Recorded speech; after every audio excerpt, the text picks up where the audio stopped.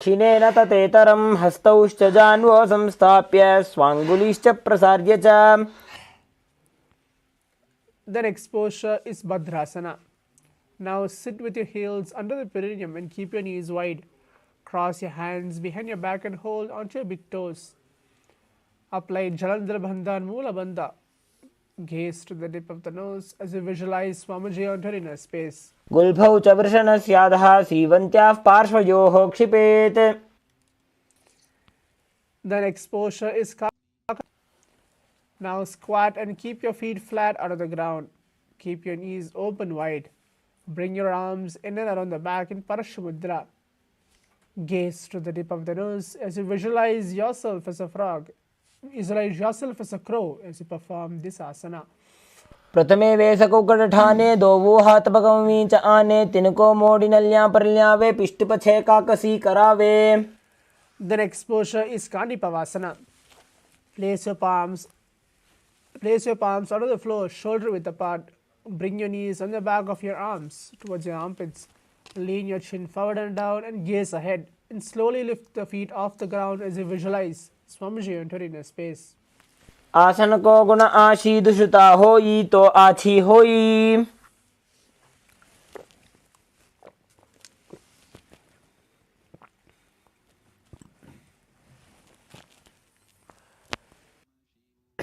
The next posture is Kapali Asana.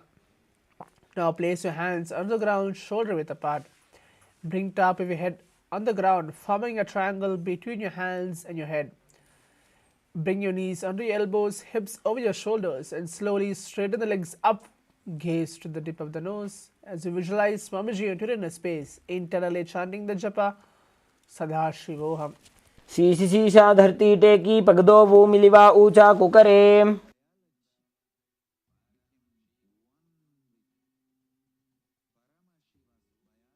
The next posture is Parshamayurasana.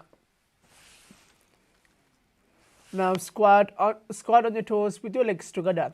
Twist the body and place both your hands to one side, aligning your elbows with your knee and your hip. Now lean onto the arms and get your balance. Extend your legs to one side and gaze through the third eye as you visualize yourself as a peacock. मयूरं दण्डवत् कुर्यान् मायूरं दण्डनामकं कुर्यान् मायूरं पार्श्वाभ्यां मायूरपार्श्वनामकम्. Now repeat Parshamayurasana on the other side. मयूरं दण्डवत् कुर्यान् मायूरं दण्डनामकं कुर्यान् मायूरं पार्श्वाभ्यां मायूरपार्श्वनामकम्. The next posture is Bhairanganathasana. Now place both of your hands onto the ground, shoulder width apart. Stretch your legs back straight into Tarakshvasana. Now step one foot outside of your respective shoulder, bringing the foot between your hands. Gaze through the third eye. Engage Mula Bandha. We're going to switch the pranayama to the pranayama Vrechika pranayama. Inhale deeply as you hold your breath. Then focus on a slow, controlled exhalation and exhale. Visualize yourself as Lord Kala Bhairava as you perform this asana. आसन को गुण पीति जाई. Now repeat Bhairanganathasana on the other side.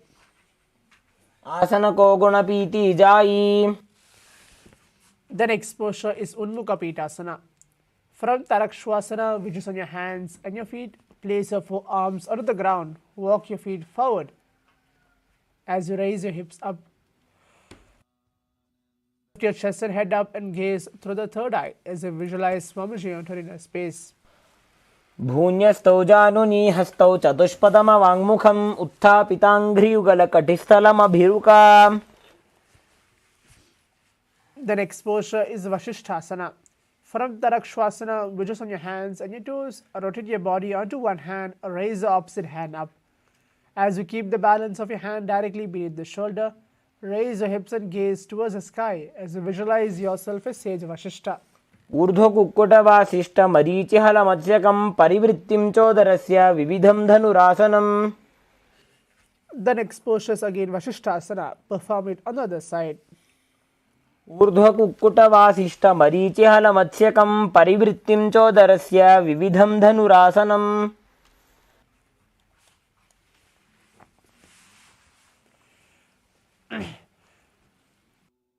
The next posture is Anjaneyasana. Now sit with your legs stretched, toes pointing up. Bring your hands under your buttocks with your palms facing up. Keep your spine straight and keep your elbows close to your body. Tuck the chin to the chest as we perform Jalandhara Bandha and Moola Bandha. Visualize yourself as Lord Hanuman as we continue to perform the Rechika Pranayama, which is inhaling deeply and hold your breath. Then focus on a slow, controlled exhalation. We'll be having the new japa to be internally chanted, which is Paramashivoham. दोबू करगी उभय हथेली कोरबारिली मैले भेली सो आगाने भूपरिदाशे महाने अंगुली मिलिराशे. The next posture is Paschimottanasana. With your legs stretched out, bend from the waist and hold onto your big toes with your index and middle fingers in Prana Mudra. Bring the chest to the thigh, head to the knee. Visualize your Swamiji into your inner space as you perform this asana.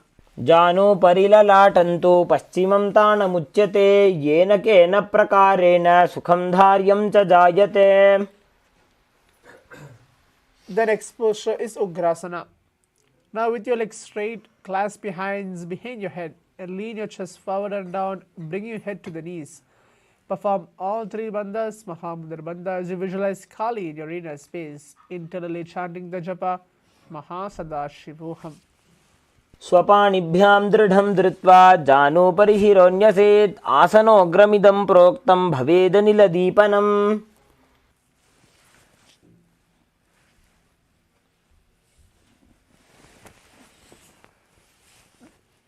The next posture is Marichyasana.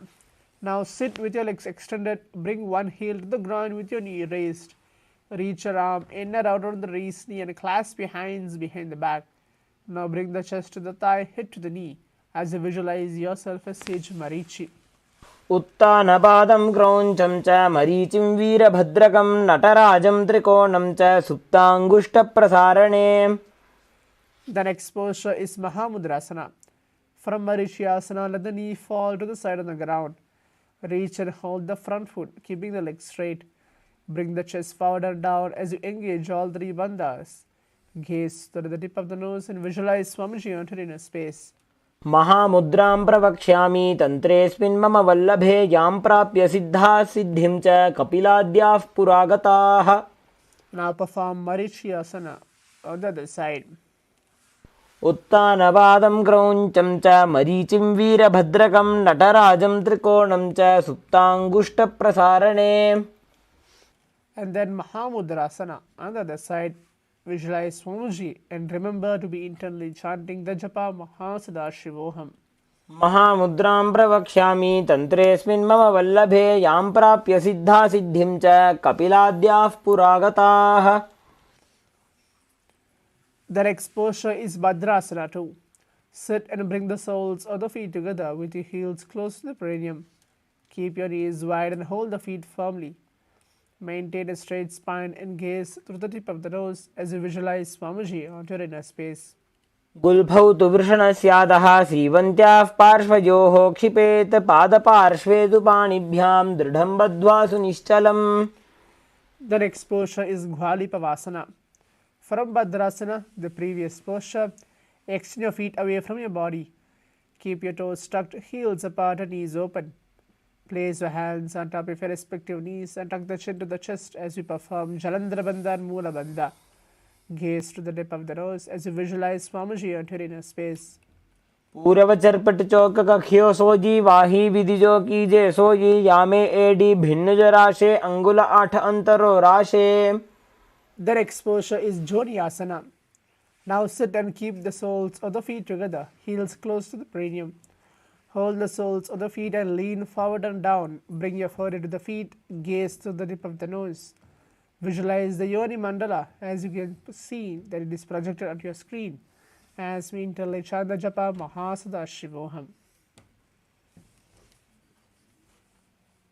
दो पगदली संपट करे AD made के ढिंग दरे. The next posture is Midaki Bhavasana. Now sit and keep your heels together, toes apart and knees wide. Lean forward or down, extend your hands out wide, palms down on the ground. Bring your forehead to the ground behind your heels and gaze to the tip of the nose as you visualize Swamiji on your inner space. पूरब विधि परिपकथली संपूर्ण शोल एडी मिली राशे. The next posture is Siddha Samadhi Asana. Now sit and keep your toes together, heels apart. Bring your arms below the shin, extend out and keeping your palms facing up. Bring your forehead to the ground above the feet. Gaze to the tip of the nose as you visualize Lord Surya onto your inner space. दो पकतली संपट करे 16 मेढ़ आगा में धरे अंगुल 8 अंतरो राशे AD को ऐसे विदिदाशे. The next posture is Chinaki Pavasana. Now sit and keep your heels together, toes apart. Hold the feet and open them up like a book. Bring the soles towards the sky. Now keep back of your hands onto the ground. Press your elbows onto the thighs, towards the knees and gaze through the tip of the nose as you visualize Swamiji onto your inner space.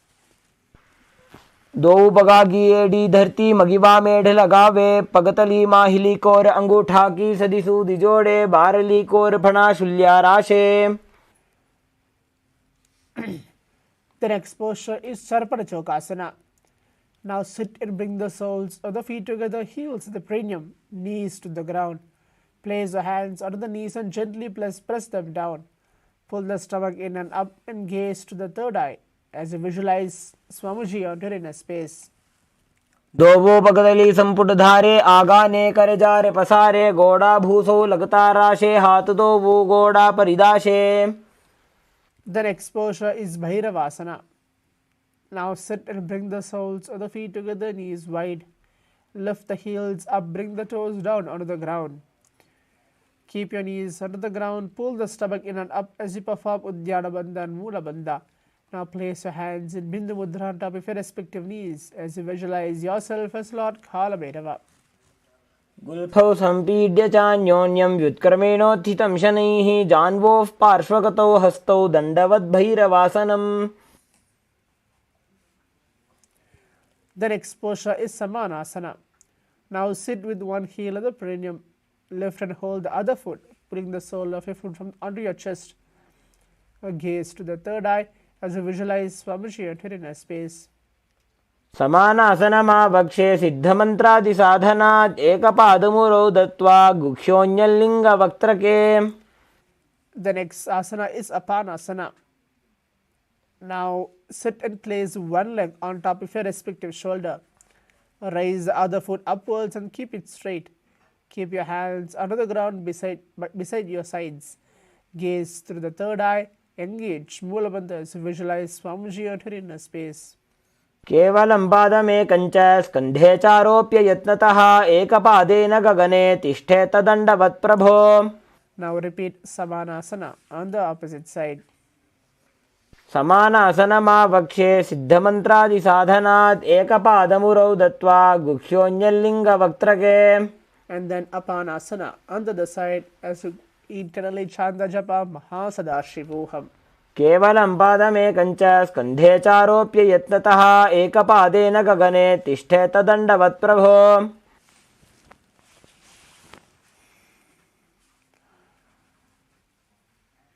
The next asana is Gomukasana. Now sit and cross one leg over the other, aligning the knees at the center of your body. With your feet by the opposite hips, place both your hands on top of your stacked knees. Gaze to the tip of the nose as we're going to perform the new pranayama, Siddhkari pranayama, which is place your tongue on the root of your mouth and inhale deeply, making a hissing sound, and then hold your breath. Visualize the face of a cow as we internally chant the new japa Om Nithyanandoham.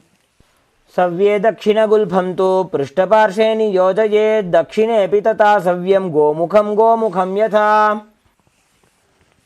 The next posture is Anusyasana.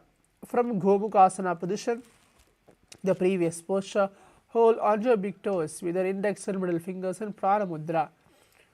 Now relax your shoulders and pull your stomach in and up as you perform Uddiyana Bandha and Mula Bandha. Gaze to the tip of the nose as you visualize yourself as a Rishiga Anusuya. दक्षिण गोड़ो नीचो ठाने वावों के ऊपर आने गोड़ा संधि मिलावे भारी आड़ा पत पुनि दे संधि पसारी. The next posture is Anusayasana 2.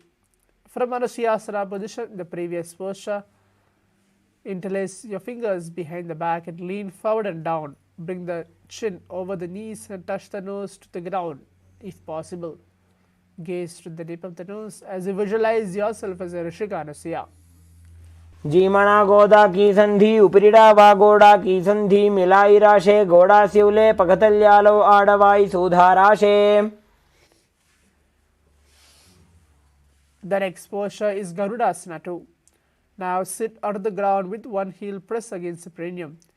Keep the opposite foot flat on the ground, knees to the chest. Keep your spine tall, chest out. Place your hands on top of your respective knees. Gaze to the tip of the nose as you visualize yourself as Lord Garuda. दावोपगमोडी गेडी माहिलौ गुल्फमूलद्वारणी चैदे. The next posture is Naradasana. Now sit and place your perineum on top of your one heel, with the top of your foot flat on the ground. Interlace your fingers behind your neck in Parashamudra. Twist outside of your raised knee and gaze through the third eye as you visualize yourself as Sage Narada. पिष्टिज वाम पगतली केरी भूपरिता ही लगावे फेरी गोड़ा सुधो फणो है जो जी दछिपा शितीरा शेषोई. The next posture is Matsapidakasana. Place one foot on your opposite thigh and wrap your respective arm around the knee, holding onto your opposite shin. Extend the other hand straight and hold onto your respective toe with your index and middle fingers in Prana Mudra. Gaze to the tip of the nose as you visualize Matsya, the fish avatar of Vishnu. वामेन वामांगुष्टन्तु गृहीतं मत्स्य पीठकं योनि वामेन संपीड्य मेढ्रादुपरि दक्षिणम्. For the next few asanas, we're going to perform it on the other side. The first asana which we're going to perform is Gomukasana. Perform it as we continue to internally chant the japa Om Nithyanandoham and perform the pranayama, Sitkari pranayama. सव्ये दक्षिणगुल्फं तु पृष्ठपार्श्वे नियोजयेत् दक्षिणेऽपि तथा सव्यं गोमुखं यथा. Now perform Anusayasana on the other side. दक्षिण गोड़ो नीचो ठाने वावों के ऊपर आने गोड़ा संधि मिलावे भारी आड़ा पद पुनि दे संधि पसारी. And perform Anusayasana too on the other side. जीमणा गोदा की संधि उपरिड़ा वा गोड़ा की संधि मिलाई राशे गोड़ा स्यौले पगतल्यालो आड़वाई सुधाराशे. Now perform Garudasana on the other side as we engage Mula Bandha and visualize yourself as Lord Garuda.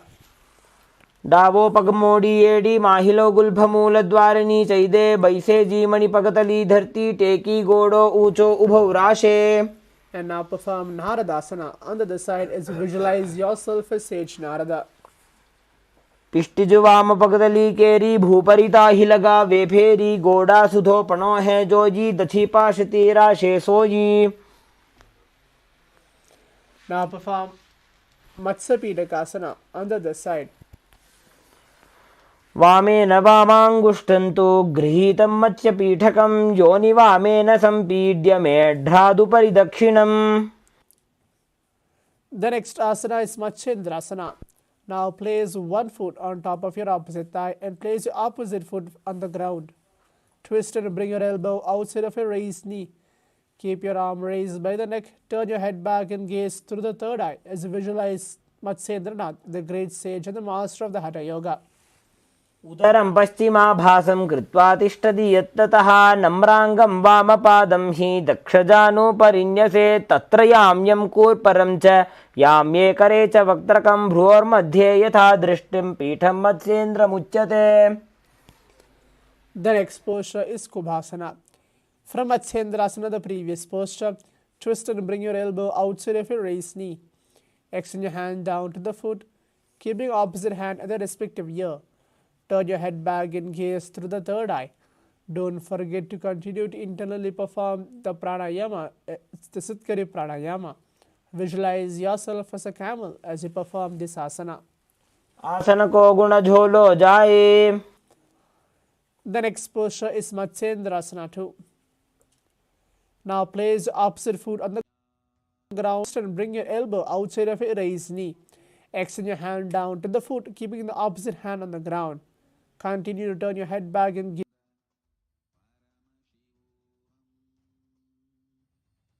to the Matsyendrasana yoga. मत्स्येन्द्रपीठं जठरपिण्डलखण्डनास्त्रम् अभ्यासतः kundalini प्रबोधं दण्डस्थिरत्वं हि ददाति पुंसाम्. Now perform Matsyendrasana on the other side.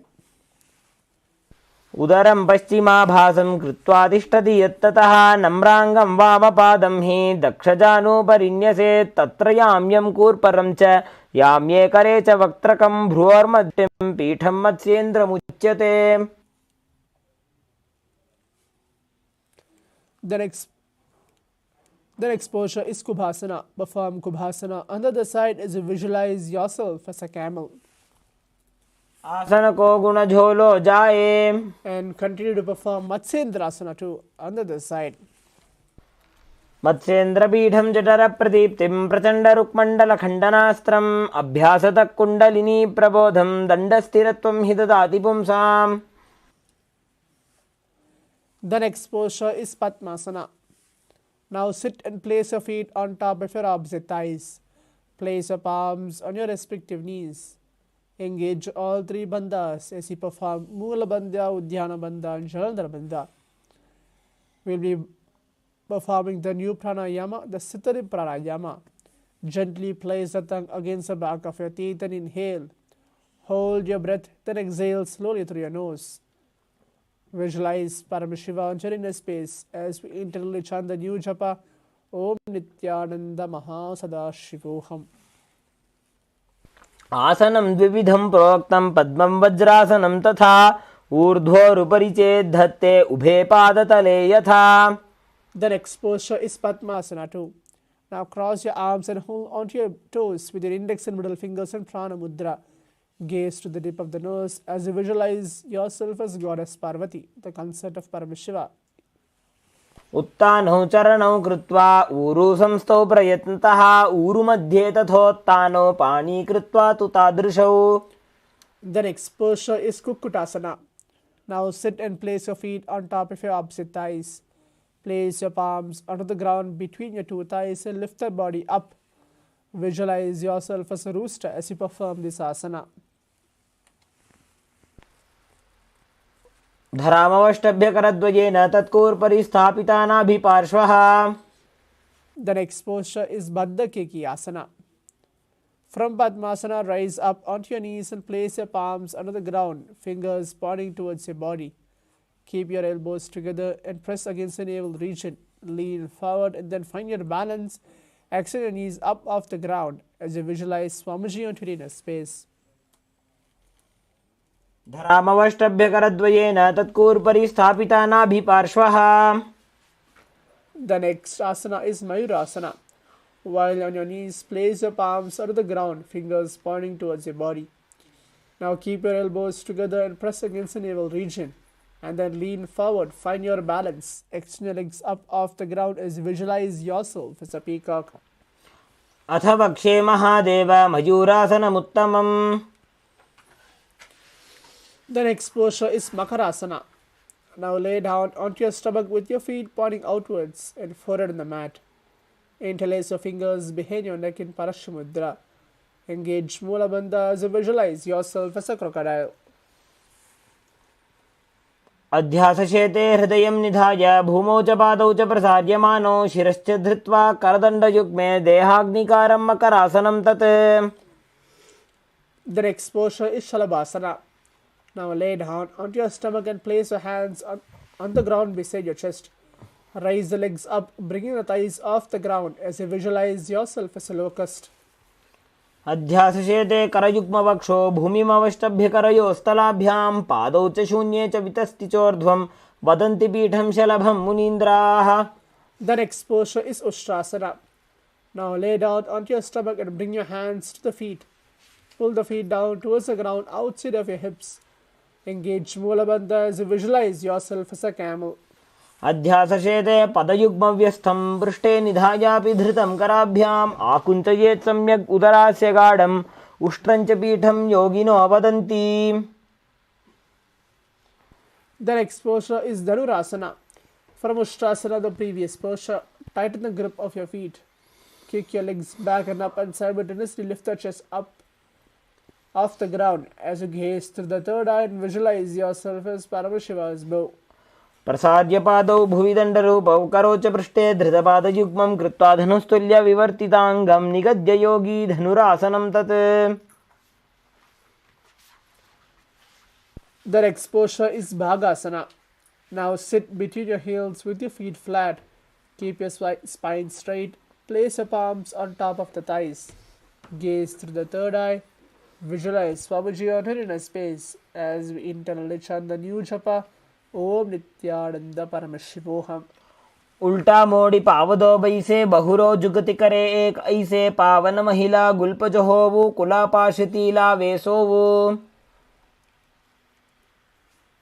The next posture is Gohiyasana. From your knees, place your forearms on the ground, fingers interlocked, elbows shoulder width apart.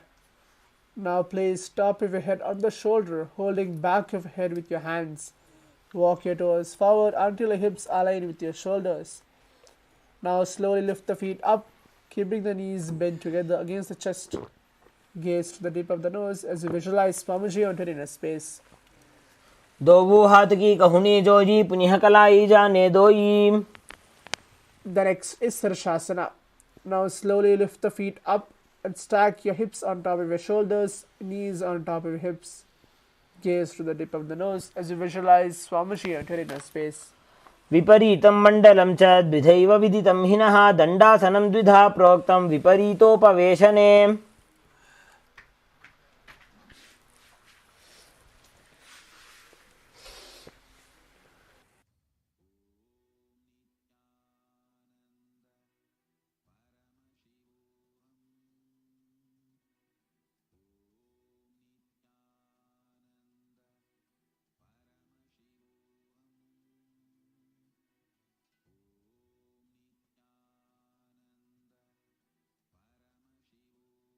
दो हाथ bug बाहर आने गोड़ा तरे काकसी ठाने अंगुष्ठ पिंडली लगता धरे चरण उभे आकाश दिसी करे.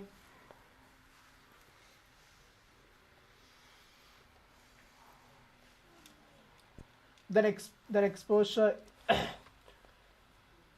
is Parigasana. Sit and extend your legs out and up at a 45-degree angle. Bring your hands behind and hold your opposite shoulders. Keep your chest upright, legs straight, toes pointed upward. Gaze to the third eye as you visualize yourself as a mace.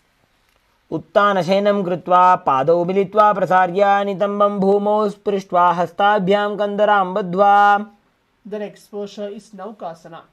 Now sit and extend your legs out and up at a 45-degree angle. Bring the elbows down on the ground beside your hips.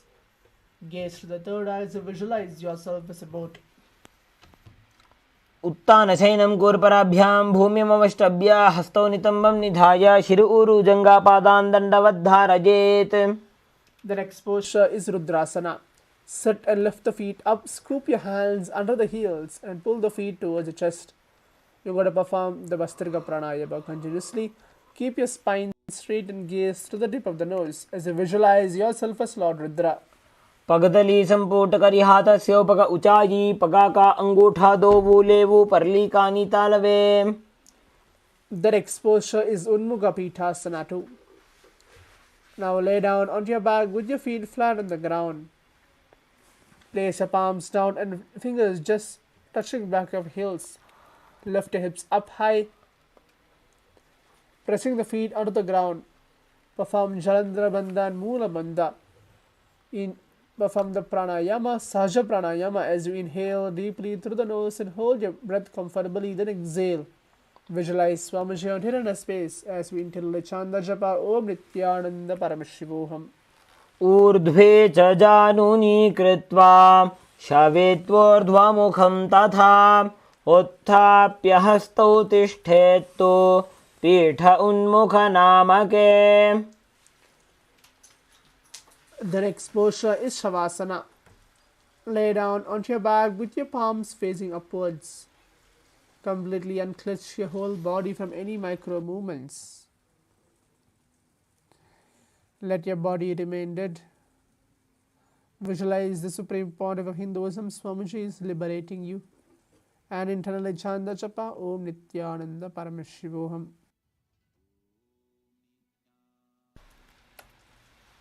उत्तानं शववद्भूमौ शयनं तु शवासनं शवासनं श्रान्तिहरं चित्तविश्रान्तिकारकम्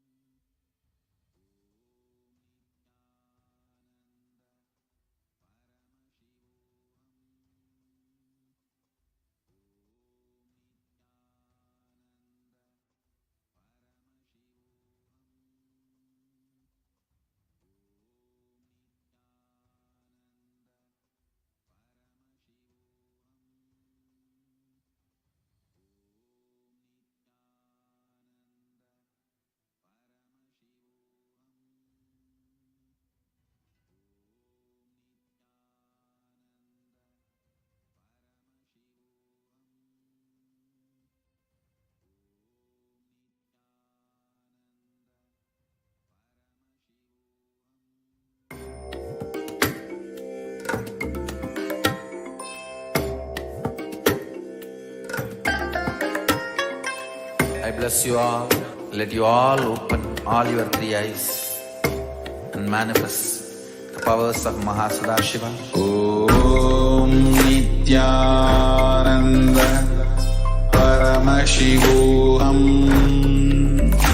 Om Nithyananda Paramashivoham. Om Nithyananda Paramashivoham. Om Nithyananda Paramashivoham.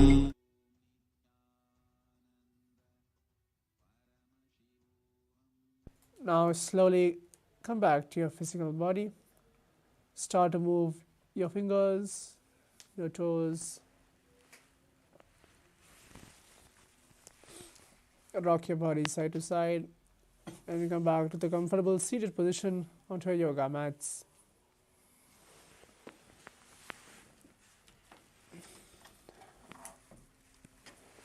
Yes, now as we have completed the first Pratama Vinyasa Krama,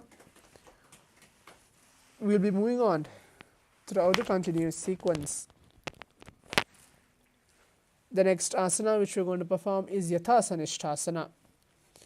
Now sit in a posture that brings ease to your physical and mental space. Place your hands in Bindu Mudra on top of your respective knees. Engage Mula Bandha.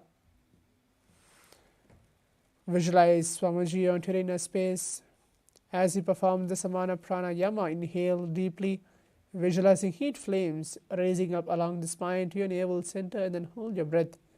Then exhale, internally chanting the japa Om Nithyananda Paramashivoham.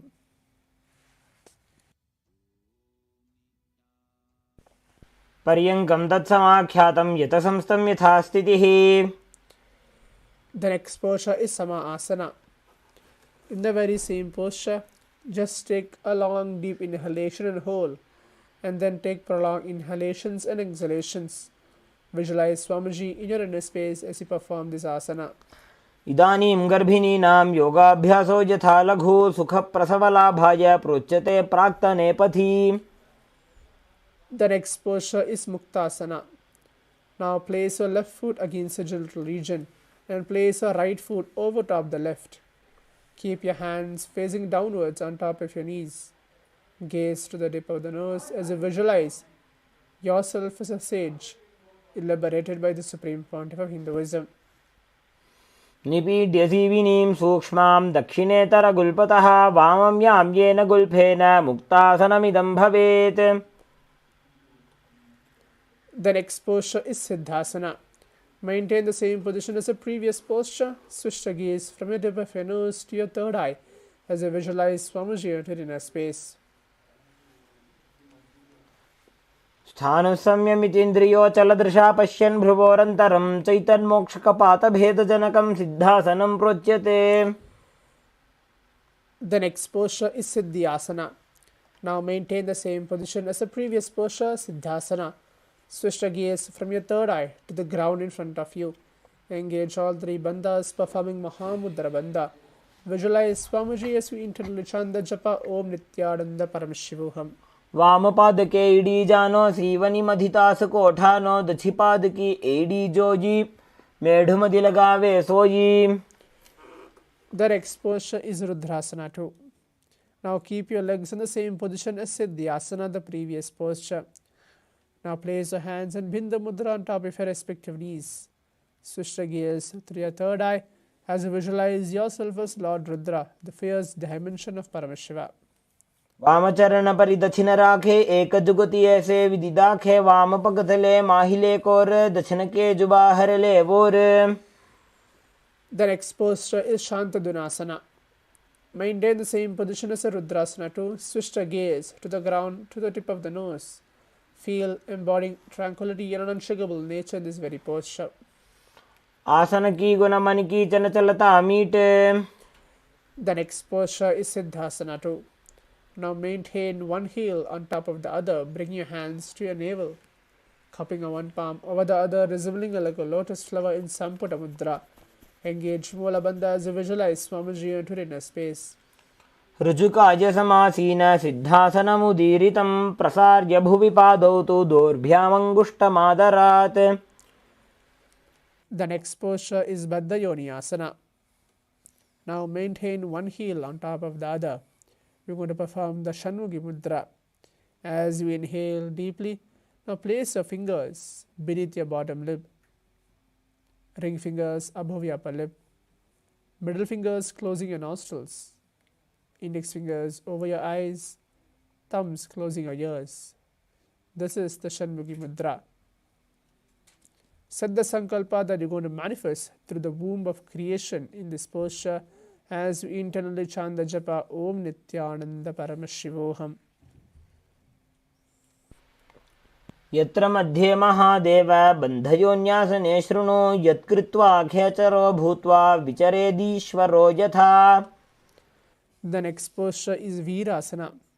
Now place one foot on the thigh and other foot under the opposite thighs. Place your hands and Bindu Mudra on top of your respective knees. Engage Mula Bandha. Feel embodying the space and state of bravery in this asana. एकं पादमथैकस्मिन् विन्यस्योरुणि संस्थितः इतरस्मिंस्तथा चोरुं वीरासनमुदीरितम्. The next posture is Valmikasana. Now place your left heel on the right side of your generative organ. Right foot or the left leg toes by the knee. Place your hands in Bindu Mudra on your respective knees. Gaze through the third eye as you visualize the great sage of Valmiki, the poet and author of Ramayanam. डावा पग की पगथली पुनि एड़ी है Zoya. The next posture is Joni Mudrasana. Now keep your legs in the same position. Switch the gaze from the third eye to the tip of your nose. Visualize Yoni Mandala, representing Goddess Devi and Shakti, symbol of the creative energy of the universe. वामपाद की पगतली जाहि माहिली core. The next posture is Yonyasana. Now keep your feet and the hands in the same position. Switch the gaze from your tip of your nose to your third eye as you again visualize the Yoni Mandala.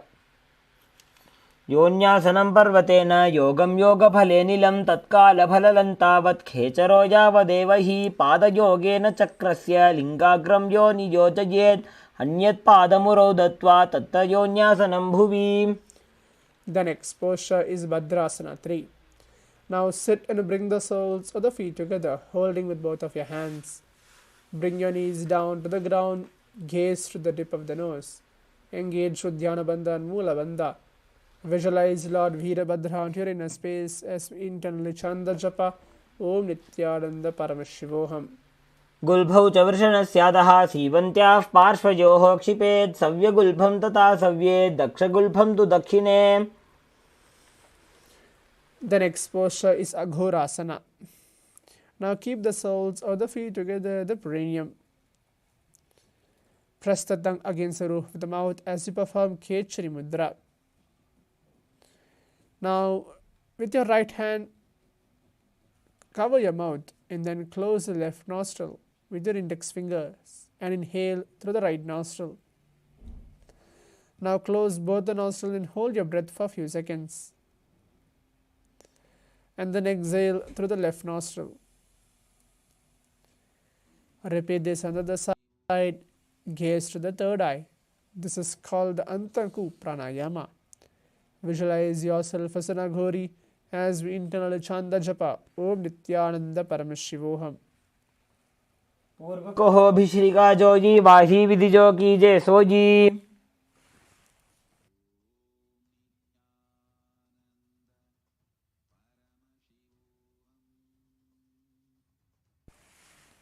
The next posture is Kaneri Pavasana. Now bring your feet together in front, toes together, heels apart. Place your elbows on your heels, rest your chin on the palms. Gaze to the tip of the nose. Engage with Dhyana Bandha and Mula Bandha. Visualize yourself as a female elephant drinking water as we perform the new pranayama, Rechika Pranayama. Inhale deeply and hold the breath. Then focus on a slow, controlled exhalation out of your nose. ग्वाली पाव आसन कख्यो है जैसे जाहू में जाने विदिते से दोवो गुल्प माहिला जानो अरु एड्या वीच कहुनी ठानो. The next posture is Parasana. Sit with your knee raised. Place your arms in between the thighs and the calves. Interlace your fingers and make sure your feet is off the mat. Gaze to the tip of the nose and visualize Swamiji onto your inner space. ततोर्ध्वं रेचयेत् वायुं मृदुनिश्वास संयुतं रेचकस्त्वेष विख्यातः प्राणसंशयकारकः. The next posture is Gopi Chandasana. Now interlace your fingers around the feet with your soles together. Keep your toes at the groove in your throat, heels touching your chest.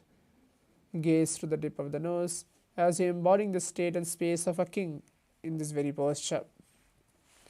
पूर्व विधि पगा का अंगूठा कंठ को पराशे. The next posture is Udarasana. Now sit with your soles of the feet together. Insert your hands underneath your legs, holding the feet with the interlocked fingers. Bring the feet up to the chest, bring your head down and touch the chin to the soles. Gaze to the tip of the nose as you visualize your body is free from any defects in this posture. दोवु बगदली संपुटटाने उभय हस्तकरी उरद हिताने अंगुष्ठ दोवु समटहरावे चिबुक नीचे ताही लगावे. The next posture is Vasishthasana. Now sit with your feet together, arms under your legs. Raise up the face, fingers interlocks. Keep your palms over your forehead. Engage Mula Bandha as you visualize yourself excelling in everything in this posture. दोवु बगदली जोड़ी संपुट करे. The next posture is Bhujasana. From a seated position, lift with both legs over top of your respective shoulders. Bring your arms underneath your legs and up. Interlace your fingers around your back of your neck. Perform this asana as you visualize yourself as a cobra. शिरासनं तु विज्ञेयं कक्षासनमतः परं ग्रीवासनं च परमं भुजासनमिहोच्यते. The next posture is Kalyanasana. Now maintain a seated posture with your raised legs up. Bring your elbows under your knees and wrap your arms around your back. Palms clasped. Gaze to the tip of the nose. Engage Mula Bandha. Continue to perform the Rechaka Pranayama as you visualize yourself as a beautiful, auspicious goddess. दोवु हाथ पगों बीच आने तिनको गोड़ा नीचे ठाने. The next posture is Sankatasana. With your left knee on the mat, place your left foot flat and place your perineum on your left heel. Now make sure your raised right leg is placed on top of your left and bring your right heel to the left hip. Now place the hands on top of your opposite knees. Engage Mula Bandha. We're going to perform the new pranayama, the Ujjayi pranayama, which is gently restrict the navel cavity and inhale through the nose, making an ocean-like sound internally, and then hold your breath. Then exhale slowly as we internally chant the japa Om Nithyananda Paramashivoham. वामपादं जितेर्मूलं संन्यस्य धरणीतले पाददण्डेन यां येन वेष्टयेद्वामपादकम्. The next posture is Dhenukasana. From Sankatasana, the previous posture, slide your left heel to your left hip. Keep your right knee on top of the left. Place both hands on your right thigh as you visualize a cow in your inner space. अनुषागीनगर पंचडं वृषीलिन्दगल्यम्नी. The next posture is Machandrasana. Now place your right foot on the left thigh and the left foot on your right knee. Bring your left hand behind the back and hold the right thigh. Place the right hand on the left thigh, twist the body and remain steady. Visualize Swamiji on your inner space as you perform this asana.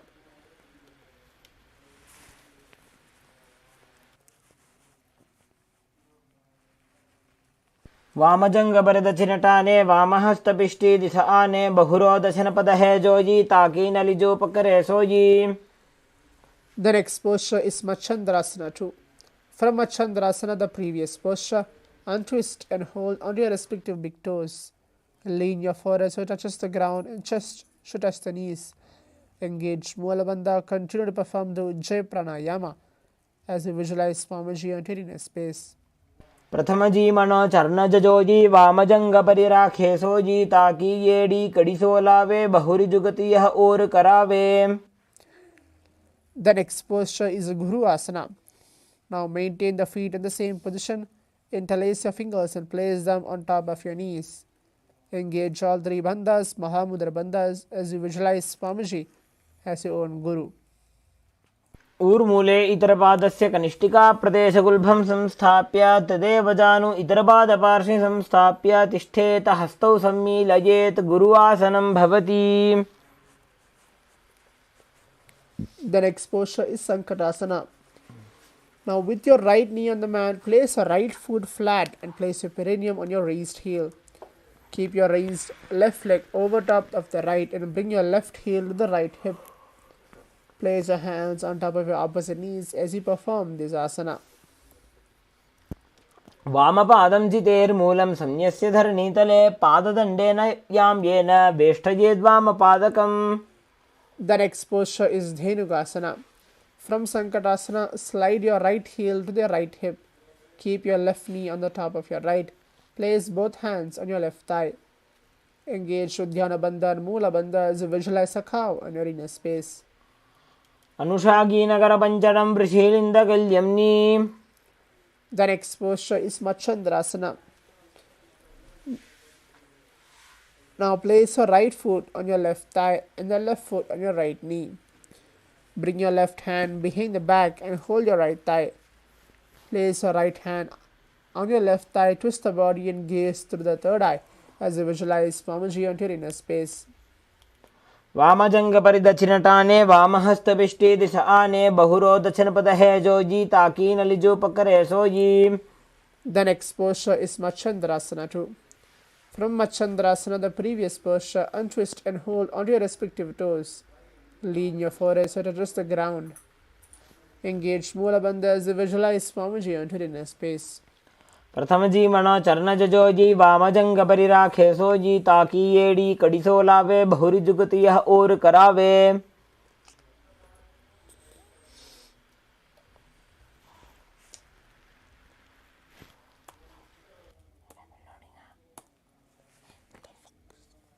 The next posture is Guru Asana. Maintain the feet in the same position. Interlace your fingers and place them on top of your knees. Engage all three bandhas, Mahamudra Bandha, and visualize Swamiji onto your inner space. उरुमूले इतरपादस्य कनिष्ठिका प्रदेशगुल्फं संस्थाप्य तदेव जानु इतरपादपार्श्वे संस्थाप्य तिष्ठेत्. हस्तौ सम्मीलयेत्. गुरु आसनं भवति.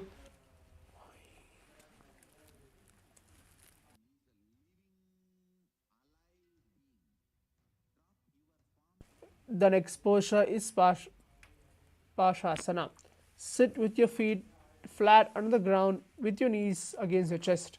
Keep your hands holding your opposite knees, thighs together and spine straight.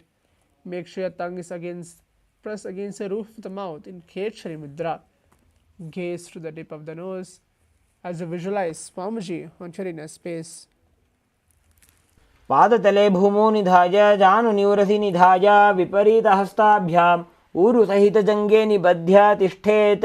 पशासनं भवति. The next posture is Bodha Shokasana.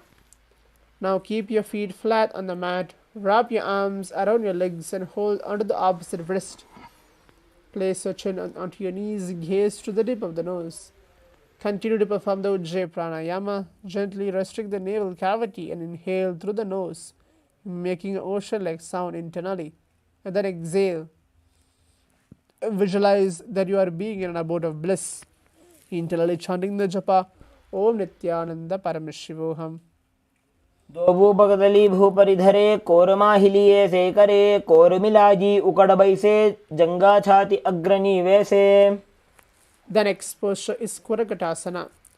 From the same position, place your arms under your knees and hold onto your opposite elbows. Gaze to the tip of the nose as you visualize Swamiji onto your inner space.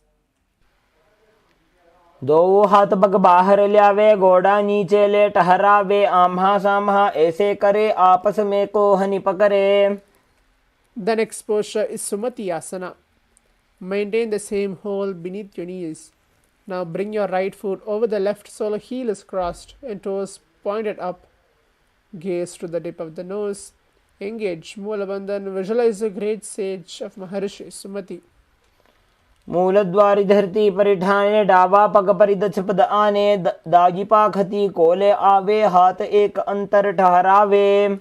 The next posture is Dandasana. Now extend your feet out straight.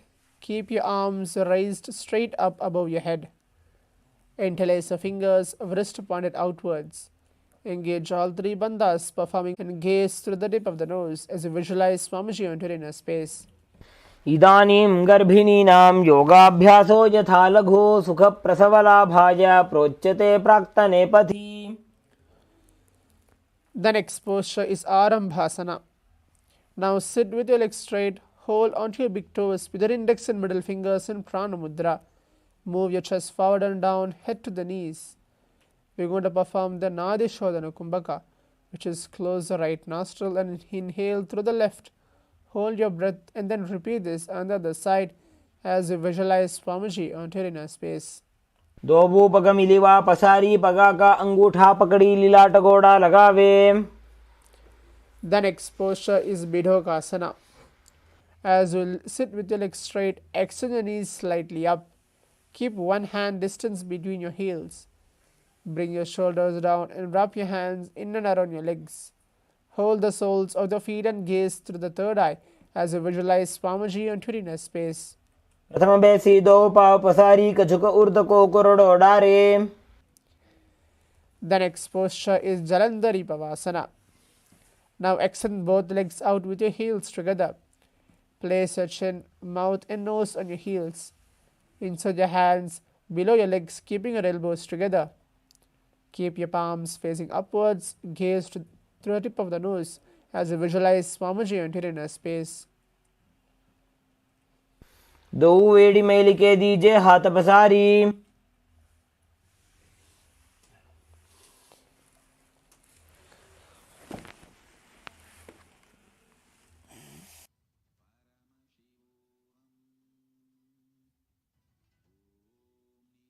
The next posture is Urdhva Paschimottanasana.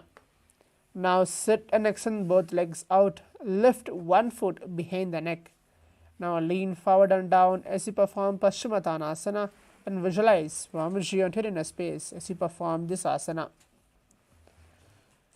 पश्चिमतानवत् संस्थितिं कृत्वा एकं पादं ग्रीवायां धृत्वा तिष्ठेत्. ऊर्ध्वपश्चिमतानं भवति. The next posture is Anantasana. Now lie on your back and lift your right leg behind your neck. Left hand holding the foot from the top. Now straighten your body and concentrate on the prana moving from your Mooladhara chakra. Gaze to the tip of the nose. Visualize yourself as an infinite or endless one in this posture. उत्तानशयनी एकैकं Pai ग्रीवायां विन्यस्य. The next posture is Ankushasana. From Anantasana, the previous posture, rest onto your elbow of your hand holding your foot. Again, concentrate on the prana moving from your Mooladhara. Gaze to the tip of the nose as now you feel that you are in complete control in this posture. उत्तानशयित एकैकं पादं ग्रीवायां कुर्वन् इतरहस्तं कर्णमूले संस्थापयेत्. The next posture is Drishasana. Now lie down onto your back, bring the knees to the chest, encircle the thighs and calves with your arms. Now start to roll to the left and to the right. We're going to perform the new pranayama, Pratyahara pranayama, which is inhale deeply, hold your breath, concentrate in succession of your soul's organs of your generation. It can be navel, heart, throat, third eye and more. उत्तानशयनं जानुनी हृदये वष्टम्ब जङ्घासहित ऊरूनि करध्वजे बद्ध्वा.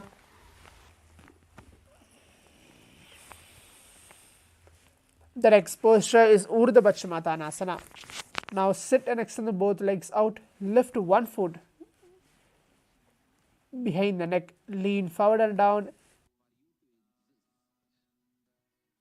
पश्चिमतानवत् संस्थितिं कृत्वा एकं पादं ग्रीवायां धृत्वा तिष्ठेत्. ऊर्ध्वपश्चिमतानं भवति.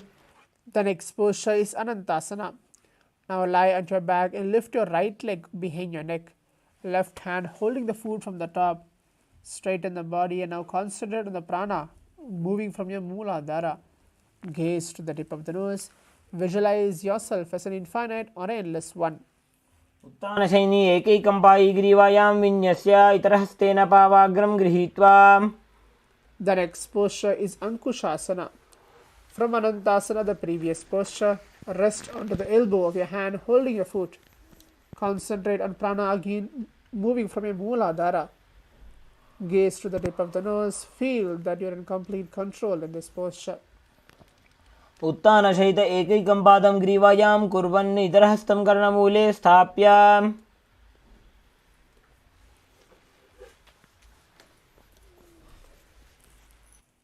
The next posture is Atma Ramasana. While laying on your back, raise your legs towards your head, wrap your hands around your legs, interlace your fingers behind your neck and gaze to the tip of the nose. Visualize Lord Vishnu's blessing within you in this asana. पादाभ्यां वेष्टयेत् कंठं हस्ताभ्यां पृष्ठबन्धनं तन्मध्ये शयनं कुर्यात् योगनिद्रा सुखप्रदा. The next posture is Kochikasana. Now lay on your back, move your knees to the chest, soles facing up.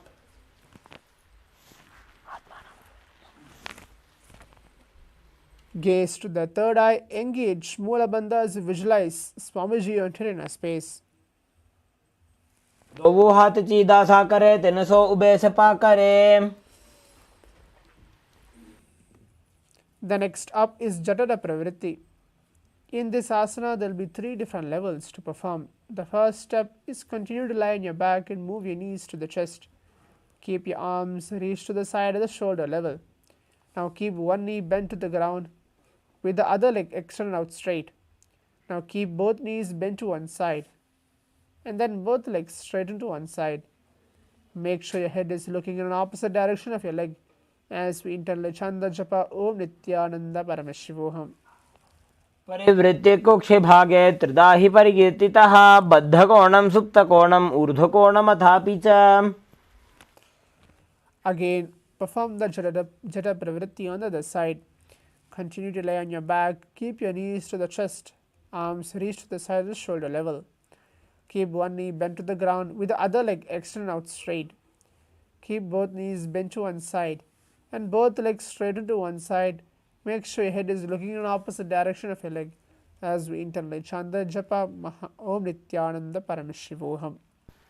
परिवृत्ते कोक्षे भागे त्रिधा हि परिकीर्तितः बद्धकोणं सुप्तकोणं ऊर्ध्वकोणमथापि च. The next posture is Dvipada Peetham.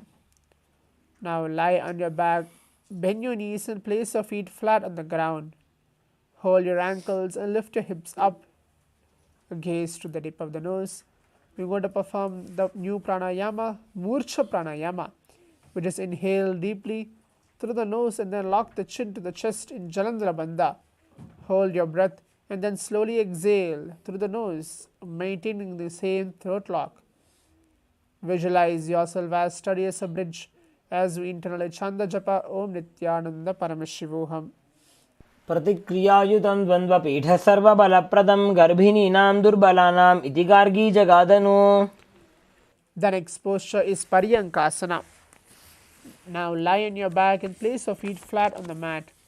Bring your arms over your head and place your hands flat on the mat as well as fingers pointing towards the feet. Lift the entire body up off the ground slowly as you visualize yourself as steady as a stone furniture.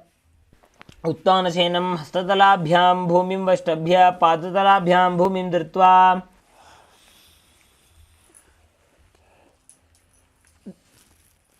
The next posture is Swatanasana. Now lie on your back and move your knees to the chest, hands on your shoulders. Start to move your hips in a circular motion as you visualize you are a dog laying on its back. शरीरं संस्थाप्य जानुनी सम्मील्य नाभौ वाणिज्य. The next up is Viparita Karani. Now lie supine and raise your hips and legs up. Keep your elbows and hand extend the mat below, helping the balance of your body as your legs are raised up. Move your legs around and around in a circular motion as you visualize Swamiji enter in a space.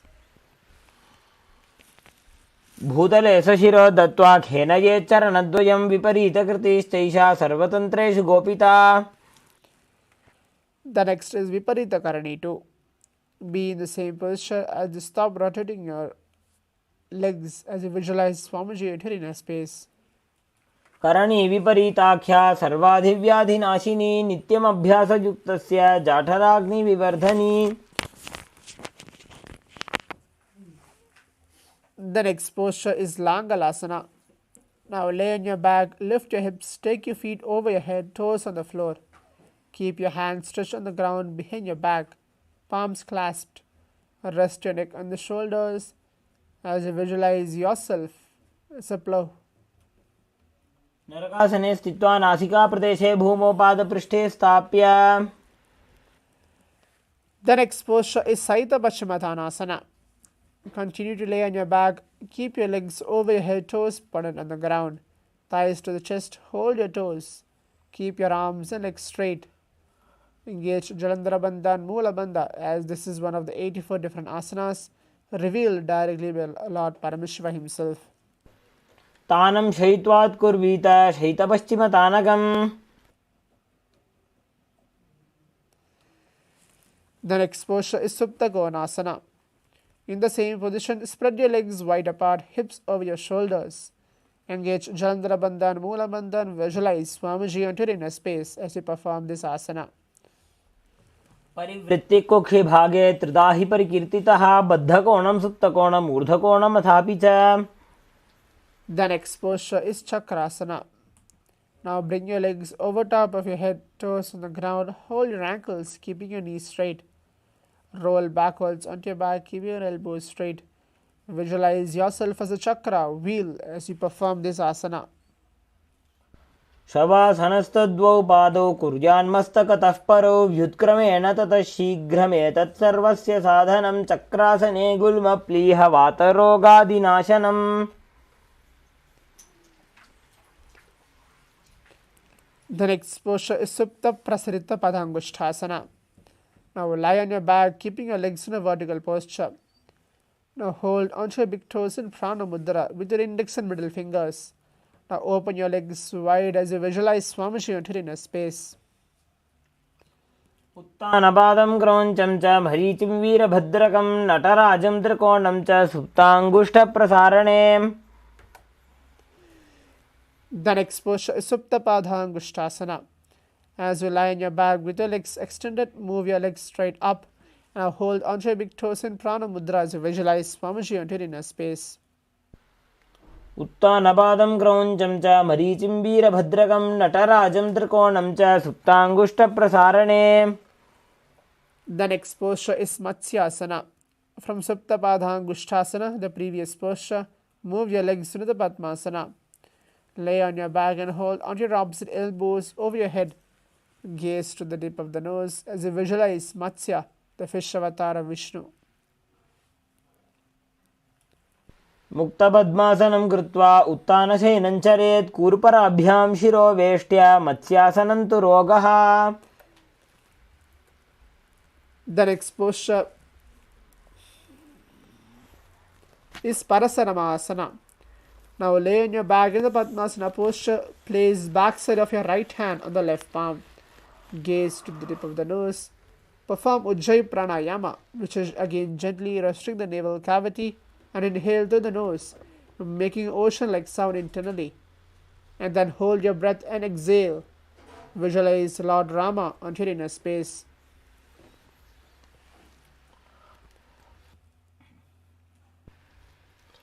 प्रथमकरे पद्मासन आचे सूधो सोवे भूपरिपाचे. The next posture is Sarvangasana. While laying on your back and your legs in the Padmasana posture, lift your hips up and legs. You can use your hips to support the floor. अथवा क्षेत्र संक्षेपात् सर्वांगासनमुत्तमम्. The next posture is Vrishikasana. Now lay on your back, place one foot at the opposite thigh. Lift the other knee towards the head. Extend both arms up above your head and hook your fingers forward. Gaze to the third eye. As we're going to perform the Mursha Pranayama, inhale deeply through the nose, then lock your chin to the chest as you perform Jalandhara Bandha. Visualize yourself as a scorpion as you perform this asana.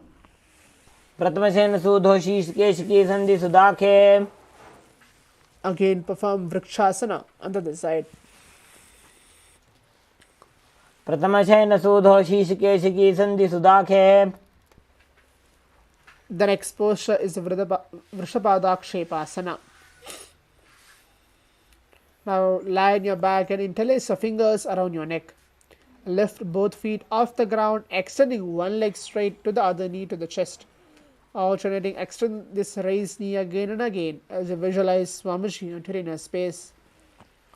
उत्थानशयनं कृत्वा अङ्गुलिभिक्कन्द्रां बद्ध्वा कूर्पलौ मिलित्वा The next posture is Marottanasana. Now lie on your back and lift your legs one by one, touching the ears with the knees. Do this again and again as you visualize Swamiji into inner space.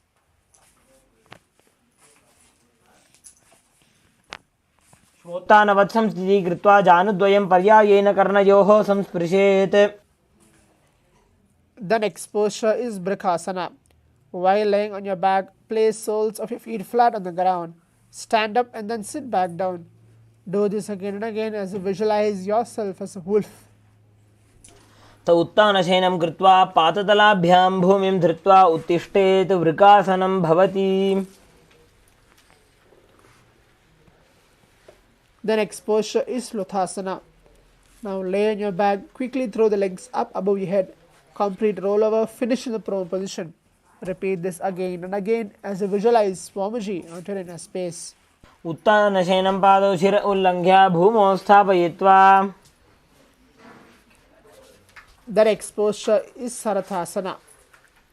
Now lie on your belly with your toes extended. Keep your hands on the ground by your shoulders.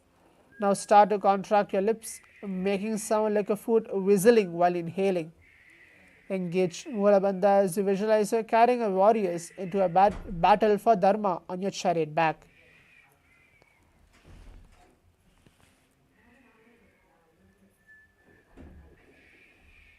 निब्जशयनं कृत्वा नाभिं भूमौ निधाय स्तम्भध्यस्ताभ्यां भूमिं वष्टम्भ. The next posture is Deha Lunganasana. Now place your palms on the mat in the plank position. Jump your legs forward and back between the arms again and again as you feel yourself gone beyond body and mind. हस्तद्वयं बद्ध्वा तन्मध्ये चरणद्वयम् उड्डानैव बहिरानीय अथ नयेत्.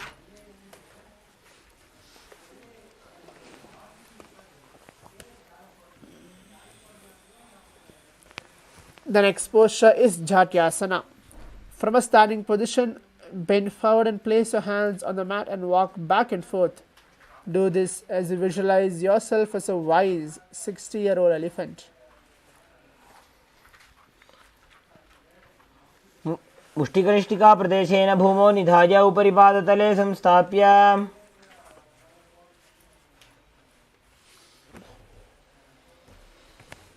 The next up is Lolitika Karana. Now stand with your knees bent and feet pointing outwards. Bend your elbows and keep your hands at the chest level. Start to swiftly move the arms across the body and then bring back to the center. Tilt your head back and open the chest up towards the sky. Move your head in all directions as you perform this asana.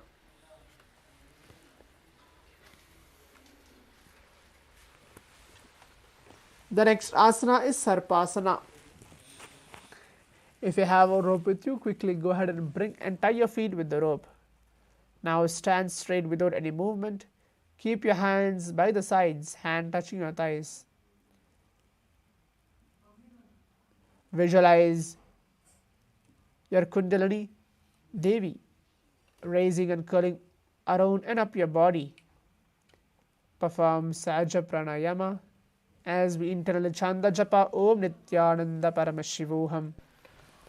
अथ सर्पासनं वक्षे वायुपाणाय केवलं शरीरं दण्डवत् तिष्ठेत् रज्जुबन्धस्तु पादयोः. The next posture is Ushtrasadhanasana. While you are standing, place all the fingers on the mat and then stand on your hands, feet on the wrists. Begin to move and start to walk like a camel as you visualize yourself as a camel in this posture. मुष्टिकनिष्ठिका प्रदेशेन भूमौ निधाय उपरि पादतले संस्थाप्य. The next posture is Ashwasana. While standing, place again all the fingers on the mat by your hands. This time, keep your feet on the fists. Begin to move and walk like a horse as you visualize yourself as a horse in this posture. मुष्टिकनिष्ठिका प्रदेशेन भूमौ निधाय उपरि पादतले संस्थाप्य. The next posture is Kapota Nikatasana. Now stand straight with your feet together, interlace your hands behind the back and pull them down towards your calves. Open your chest up as you visualize yourself as a soaring bird diving. पादतले भूमौ निधाय पृष्ठभागेन हस्तौ जङ्घापर्यन्तं नीत्वा. The next up is Tala Pushpatam Karana.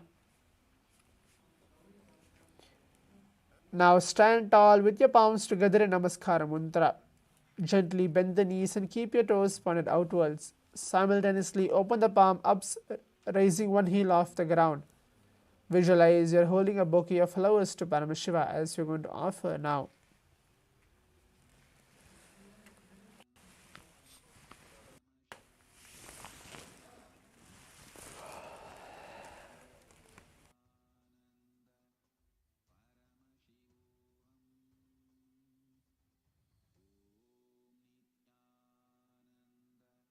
Next posture is Khadgasana. Now lay onto your stomach and jump your feet up towards your hands and stand. Bring your palms together, forming as Namaskara Mudra. Gaze to the tip of the nose as you visualize yourself as a rhinoceros.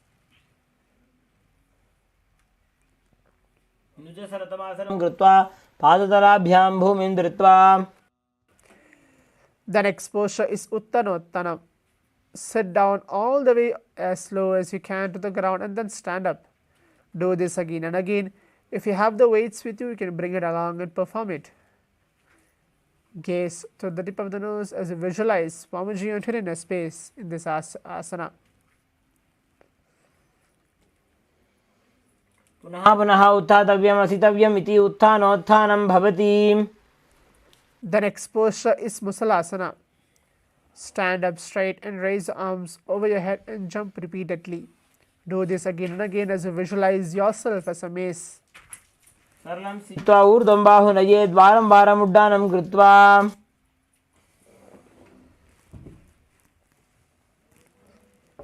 The next posture is Utshasika.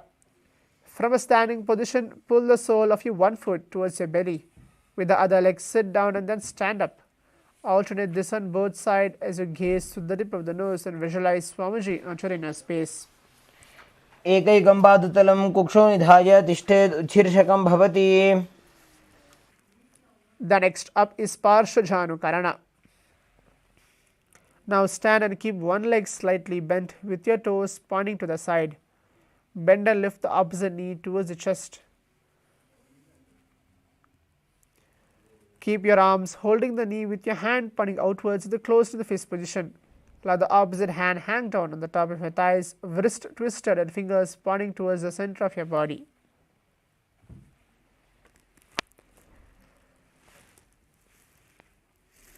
The next asana is Tandavasana. If you have the weights with you, you can bring it along and perform it while this asana is going on. On one leg, extend the opposite forward, lower the body to the mat and then stand and straight. Stand up and be straight, lifting the raised leg to your opposite thigh. Engage Moola Bandha as you visualize yourself fiercely dancing as Paramashiva. एकेन पादेन स्थातव्यं ताण्डवासनं भवति. The next posture is Brahmanasana. Now place your left foot on your opposite thighs and stand erect on the mat like a rod. Place your hands by the sides. Engage Moola Bandha and visualize yourself being blessed by Lord Brahma.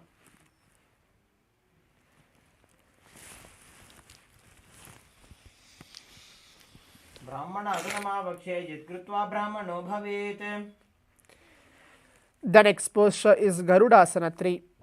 Now stand tall and wrap your left leg over and around the right knee. Tuck the left toes on the other side of your right calf. Simultaneously cross your left arm below the right and bring your palms together in Namaskara Mudra. Engage Moola Bandha as you visualize yourself as Lord Garuda. कूर्मपीठं च सिंहस्गारुडमेव च वातायनं गोमुखं च भारद्वाजं त्रिविक्रमम्.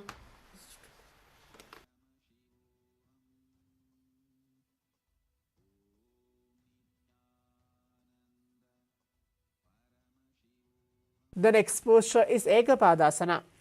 Now stand straight on your right leg, left foot on the opposite thighs. Hands relaxed by the knees as you visualize Swamiji onto your inner space. रक्षाङ्घ्रिं वामपादस्य जङ्घोपरि निधाय च. The next posture is Durvasana. Now stand on your right leg. Hold your big toe of your left foot and straighten out to the side. Rotate your body quickly on your standing leg as you visualize yourself as a North Pole star. एकेन हस्तेन दण्डरूपस्य एकस्य पादस्य अग्रं धृत्वा. The next posture is Trivikramasana. Now stand on your right leg and lift your left foot behind the neck and then stand tall. Alternate this posture sitting and standing. Visualize Lord Vishnu in your inner space, blessing as you engage in Moola Bandha. ग्रीवायां पादं संस्थाप्य स्थातव्यम् उत्थातव्यं त्रिविक्रमासनं भवति. The next up is Parshijanukarana. Now stand and keep one leg slightly bent with your toes pointing to the side. Bend and lift the opposite knee towards the chest, pointing the toes downwards.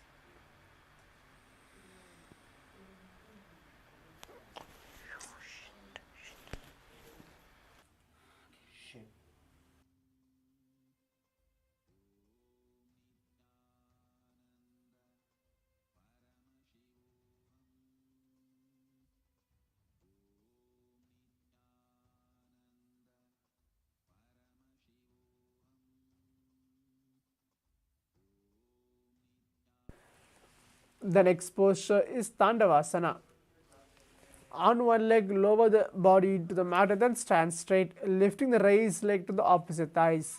Engage Moola Bandha as you visualize yourself fiercely dancing as Paramashiva in this posture. एकेन पादेन स्थातव्यं ताण्डवासनं भवति. The next posture is Brahmanasana. Now place your right foot on the inner left thigh and then stand erect on the mat like a rod. Make sure your hands is by the side as you visualize yourself being blessed by Lord Brahma. ब्राह्मणासनमाभक्ष्य यत्कृत्वा ब्राह्मणो भवेद् एकपादमुरौ दत्त्वा तिष्ठेत् दण्डाकृतिर्भुवि. The next posture is Garudasana 3. Now stand tall and wrap your right leg over and around your left knee. Tuck the right toe on the other side of your left calf. Simultaneously cross your right arm below the left and then bring your palms together in Namaskara Mudra as you visualize yourself as Lord Garuda. उत्तानकूर्मपीठं च संहस्गारुडमेव च वातायनं गोमुखं च भारद्वाजं त्रिविक्रमम्. The next posture is Ekapadasana. Now stand straight on your left leg. Place your right foot on the opposite thighs. Hands relaxed by the knees as you visualize Swamiji onto your inner space. रक्षाङ्घ्रिं वामपादस्य जङ्घोपरि निधाय च. The next posture is Durvasana. Now stand on your left leg, hold your big toe of your right foot and straighten out to the side. Now rotate your body quickly on your standing leg as you visualize yourself as a North Pole star. एकेन हस्तेन एकस्य पादस्य अग्रं धृत्वा. The next posture is Trivikramasana. Now stand on your right leg and lift your left foot behind the neck and stand tall. Alternate this posture sitting and standing as you visualize Lord Vishnu blessing within your inner space. ग्रीवायां पादं संस्थाप्य स्थातव्यम् उत्थातव्यं त्रिविक्रमासनं भवति.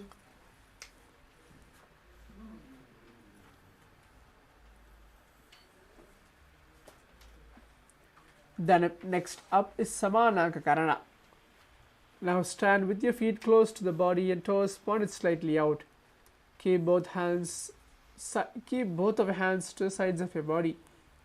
Now as you inhale and exhale and internally chant the japa Om Nithyananda Paramashivoham.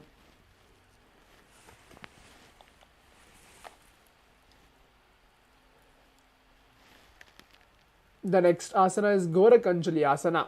Now stand erect and then bend forward. Bring both hands underneath the knees, making a finger lock. Sit in a squatting posture and then let the finger lock touch the navel.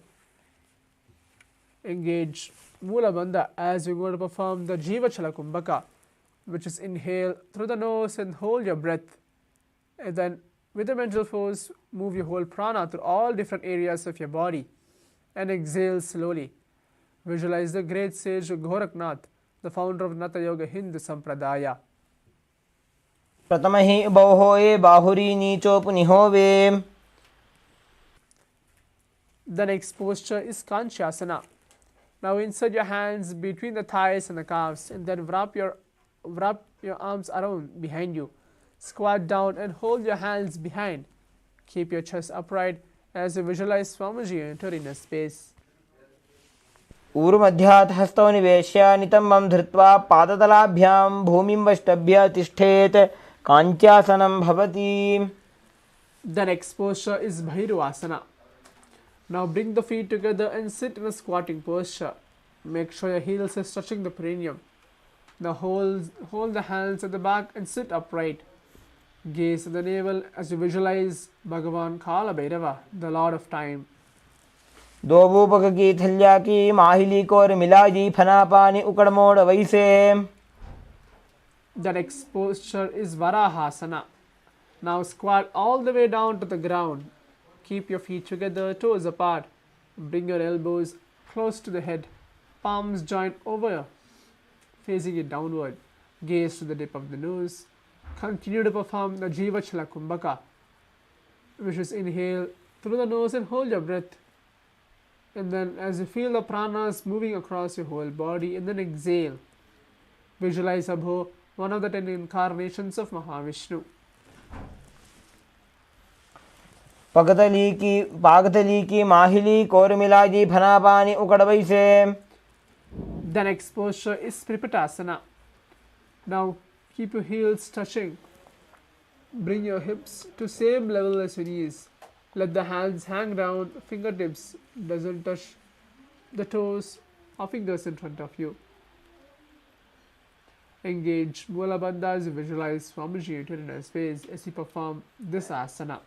हस्ताभ्यामवनिमवष्टभ्याम्. The next posture is Bakasana.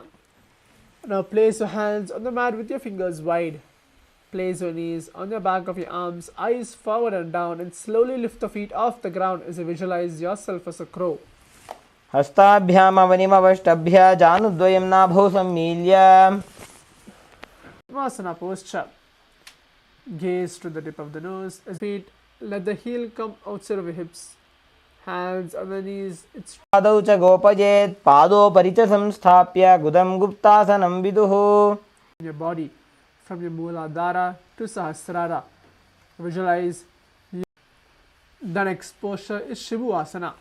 If you have दोवूपक जोड़ी माही Gulf मिलाए. again and again as you visualize yourself as a fish. निब्जशयनं कुर्परो पार्श्वभागाय मूर्धकृत्य हस्ततलाभ्यां भूमिं वष्टभ्य. The next posture is Sarpasana too. Now lie prone on your belly. Keep your hands by the hips. Extend your legs jointly and toes point outwards. Lift your chest to left. घीकृत्य.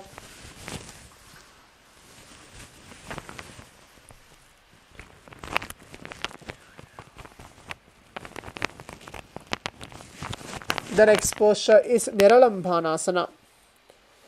Now lie prone on your belly.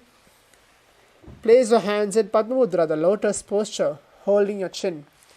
Keep your legs straight, toes pointed together. Feel that you are self-supported and completely independent in this posture.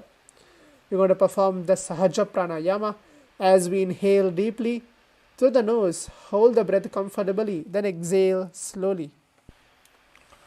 कराभ्यां पंकजं कृत्वा तिष्ठेत् कूर्परया सुधीः. मुखमुन्नमनुच्चाये निरालम्बनमासनं. निरालम्बनयोगी स्यान् निरालम्बनमासनं. निरालम्बनताध्यानं निरालम्बनमासनं. The next posture is Chatrasana. Now lie onto your stomach and place your hands flat on the mat in front. Now straighten your arms and bend your knees. Bring your feet towards your upper back. Lift up your head and your chest. Engage Moola Bandha and see yourself as an umbrella, protecting your Guru from the sun rays. अर्ध्यासनवस्थित्वा हस्ततलाभ्यां भूमिं वष्टभ्य उन्नयात् छत्रासनं भवति. The next posture is Vajrasana. Now sit on your knees with your tops of your feet on the mat. Bring your buttocks on your heels. Stretch your arms in front, palms facing down. Place your forehead on the mat. Engage Mula Bandha. Gaze to the tip of the nose. Visualize you are the weapon of Indra, symbolizing indestructibility.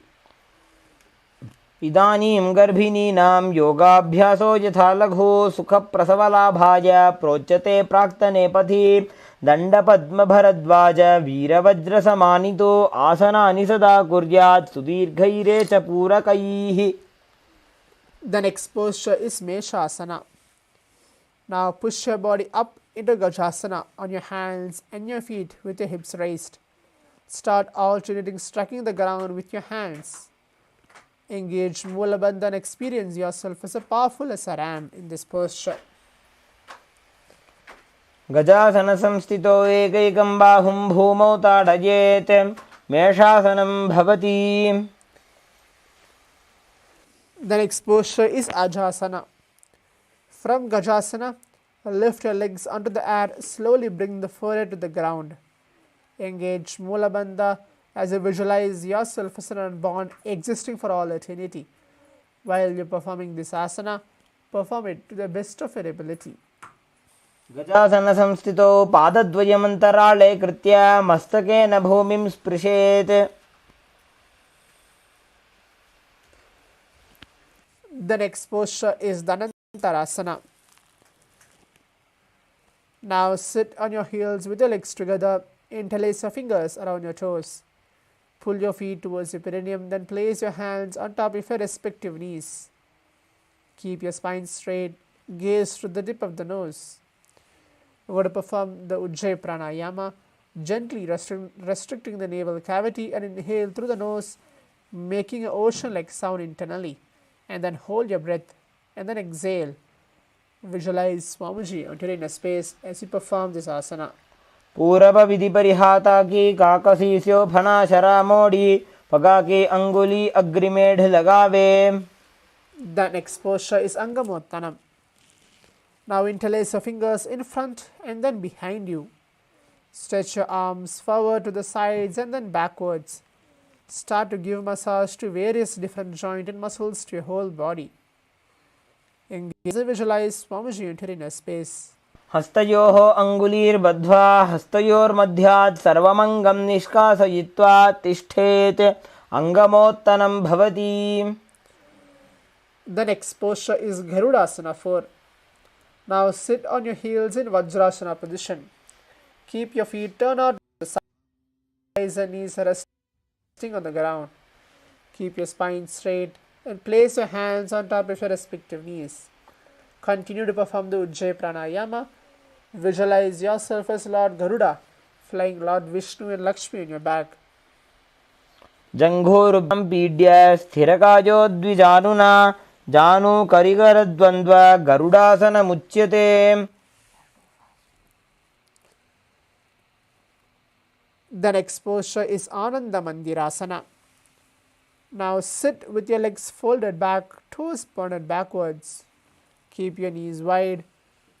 Gaze to the third eye as you engage Mula Bandha. Visualize you are residing in a blissful space of a temple. क्षीरनाथ आनन्दमन्दिरासनं यत्कृत्वा अमरो धीरो भवत्येवेह साधकः.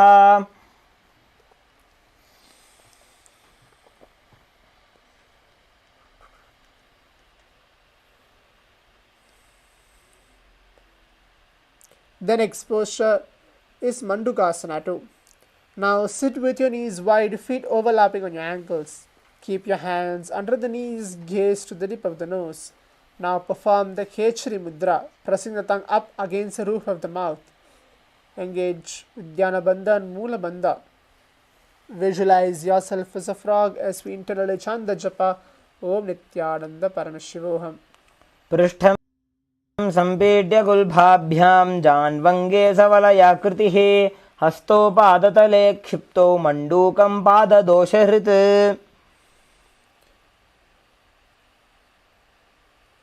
The next posture is Narasimhasana. Now keep your toes on the mat, heels up and together. Place your perineum on your heels. Place your palms on the ground. Keep your fingers spread wide.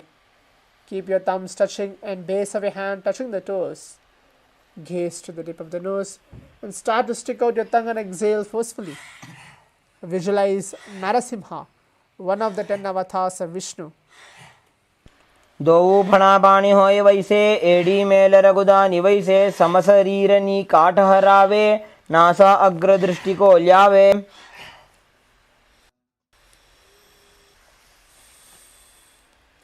The next posture is Bis. Now sit on your toes and place your perineum on your heels. Separate the knees sideways and place it on the ground.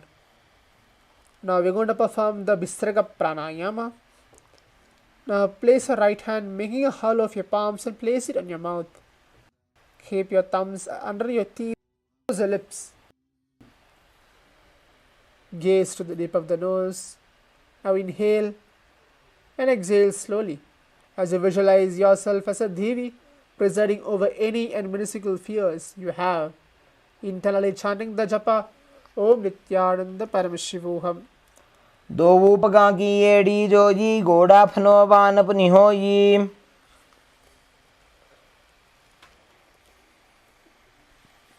This posture is Makadasana. Now keep the soles together, top of your feet on the ground. Sit on your heels and bend your elbows. Bring your fingers to the armpits. Gaze to the third eye as you visualize yourself as a playful monkey in this posture. दो पगदली संपुट आने तिनकी बिष्टि भूमि परिठाने मूलद्वार एड्यां परिल्या हाथ ऊंचा ठहरावे. The next posture is Vajrasankharasana. Now stand on your toes, keep your soles of the feet together. Sit on your heels, keep your knees widen off the floor. Hold your elbows behind your back. Gaze to the tip of the nose. Perform again the Ujjayi Pranayama, gently restricting the navel cavity and inhale through the nose, making an ocean-like sound internally. And then hold your breath and exhale. Visualize you're embodying a diamond-like strength for yourself and for the Sangha, the spiritual community. प्रथम फणा पाणी होय बैसे दोवो AD गुदानी वैसे गोड़ा ऊभा राखे धीर आडे बाज पसारे धीर. The next posture is Kanjanasana. Now keep your toes down, ankles crossed behind and sit on your heels. Place your palms on the mat by the sides. Gaze to the third eye. Visualize you are having perfect health beyond any and all physical, mental ailments. Internally continue to chant the japa Om Nithyananda Paramashivoham. खञ्जनासनमावक्षे यत्कृत्वा सुस्थिरो भवेत् पृष्ठे पादद्वयं बद्ध्वा हस्तो भूमौ प्रधारयेत्.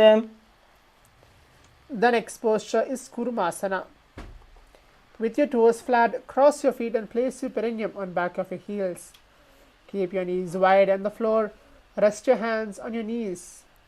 Gaze to the third eye as you visualize a turtle having a stable body and mind to live for 100. गुल्फौ च वृषणस्याधो व्युत्क्रमेण समाहितौ ऋजुकाय शिरोग्रीवं कूर्मासनमितीरितम्.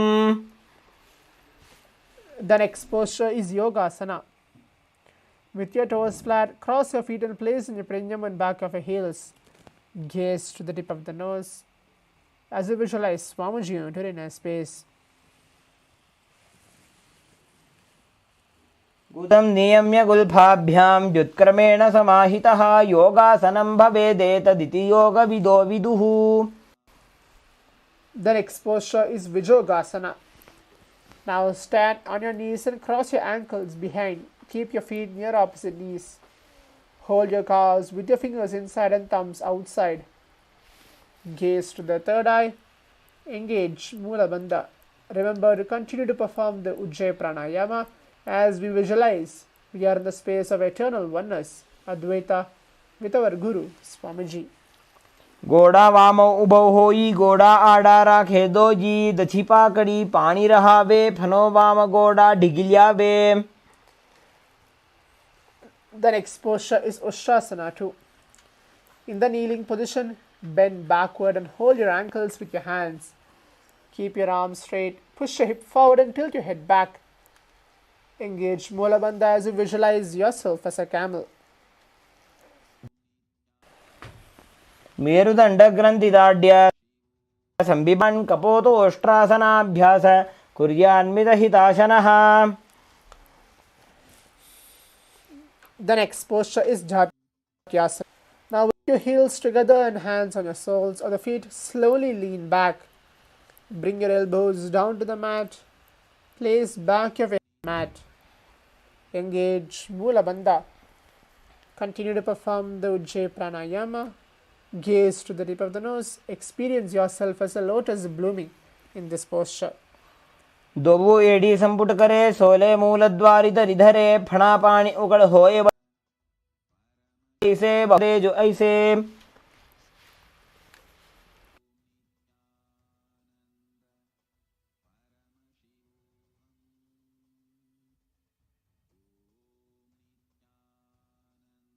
The next is Viratasana. Now sit on your knees with your thighs and calves together.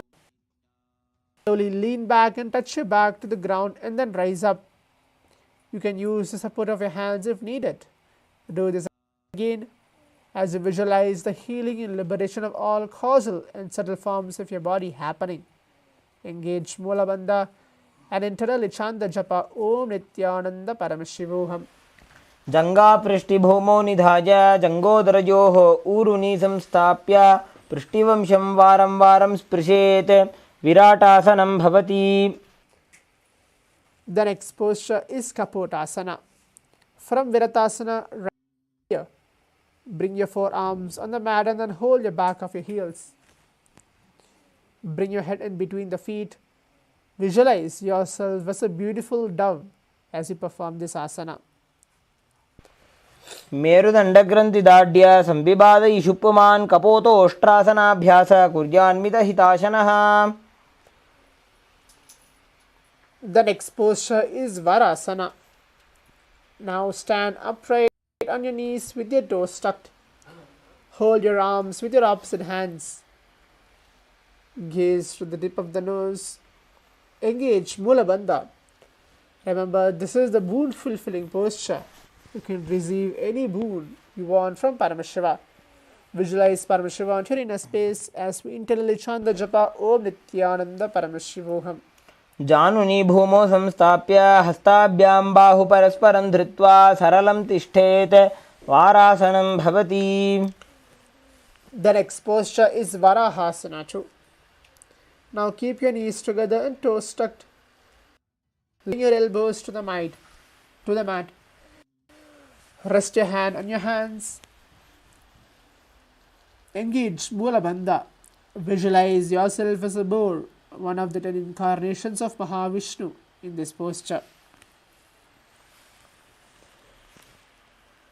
सूर्यं चन्द्रं भेदनानि आसनानि निकथ्यते कूर्परो भूमौ स्थापयित्वा जानुभ्याम् अवनिमवष्टभ्य मस्थाप्य पार्श्वनितम्बे संस्थाप्य तिष्ठेत् वराहासनं भवति.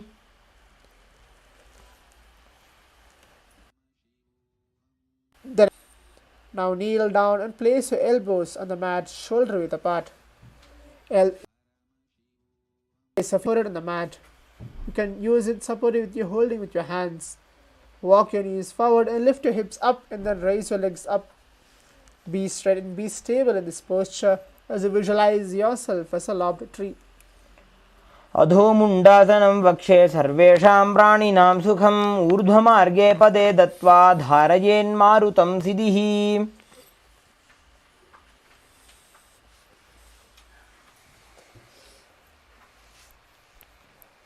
The next posture is Andhasana.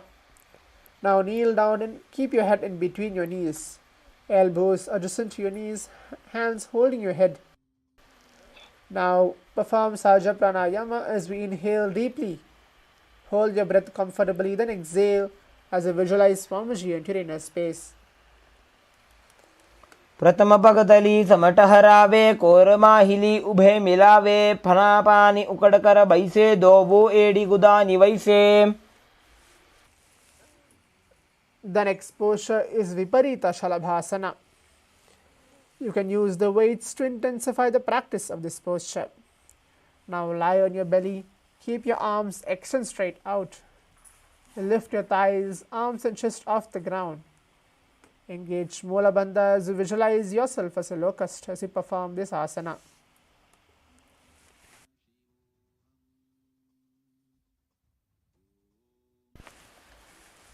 शलभासन भेदाश्च नटभेरुंड नामके गंडभेरुंड सहिते शीर्षदंडासनं तथा.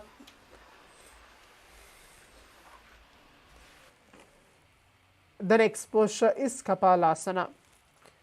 Now lie on your belly, keep your arms by the sides, palms down, keep your forehead on the ground, keep your chest on the mat and lift your legs up together. Engage Mula Bandha as you visualize yourself as a skull, representing the mind with your purified thoughts and the strong will to attain enlightenment. कपालं भूमौ निधाय ऊर्ध्वं पादौ नयेत् कपालासनं भवति. The next asana is Akasha Kapothasana. Now lie at your stomach and hands by the sides. Lift your legs up and over your head and slowly place the feet on the mat in front of your head. Keep your palms flat on the mat behind. Engage Mula Bandha as you visualize yourself as a free and an open dove in this posture. उष्ट्रासने स्थित्वा चरणौ भूमेरुत्थाप्य मस्तकोपरि नीत्वा. The next posture is Chatakasana. Now sit on your knees and bring the chest down so the navel touches your knees. It's flat on the mat and forearms on the ground. Now perform the Sahaja Pranayama as we inhale deeply through the nose, hold your breath, then exhale. Visualize yourself as a sparrow as we enter the Chanda Japa Om Nithyananda Paramashivoham.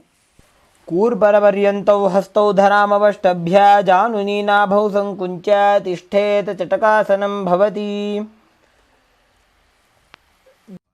Is Vrishchikasana too. Now kneel down and keep your elbows on the mat. Raise your legs and bend your back to touch your feet on your head. Lift your chin and hold. You can perform this asana to your best of your ability. As we engage Mula Bandha and visualize yourself as a scorpion. विच्छेव पुच्छ प्रतिमाङ्घ्रिपार्ष्णे धृत्वा स्वशीर्षे चिबुकं विधार्यकौ.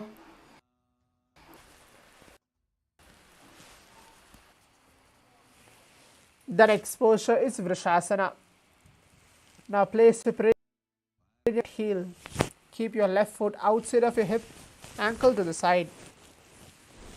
Now place your hands on the mat as we're going to perform the new pranayama, Antaranga Pranayama, which is quickly and forcibly inhale through the nose. Hold your breath for a short while.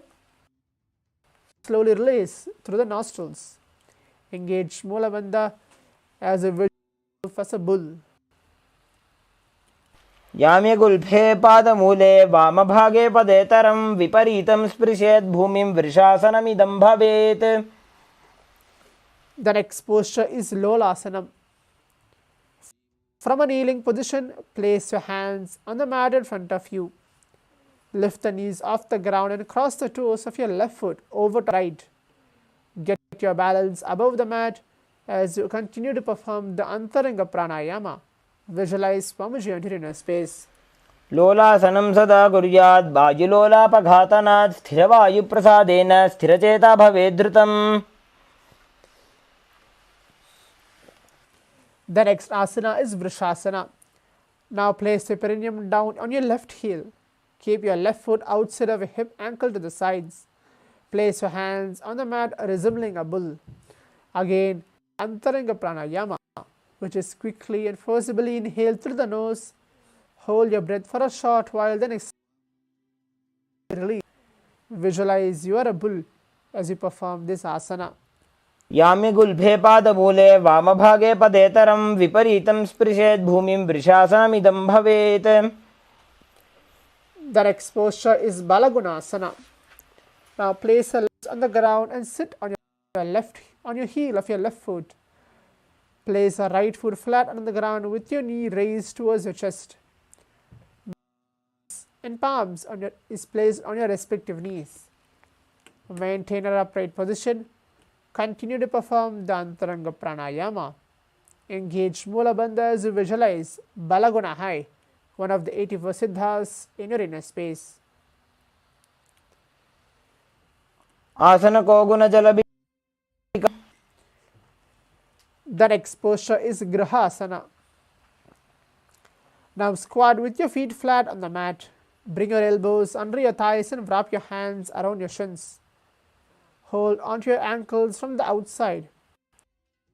Mula Bandha as you visualize yourself as an entire planet and you perform this asana.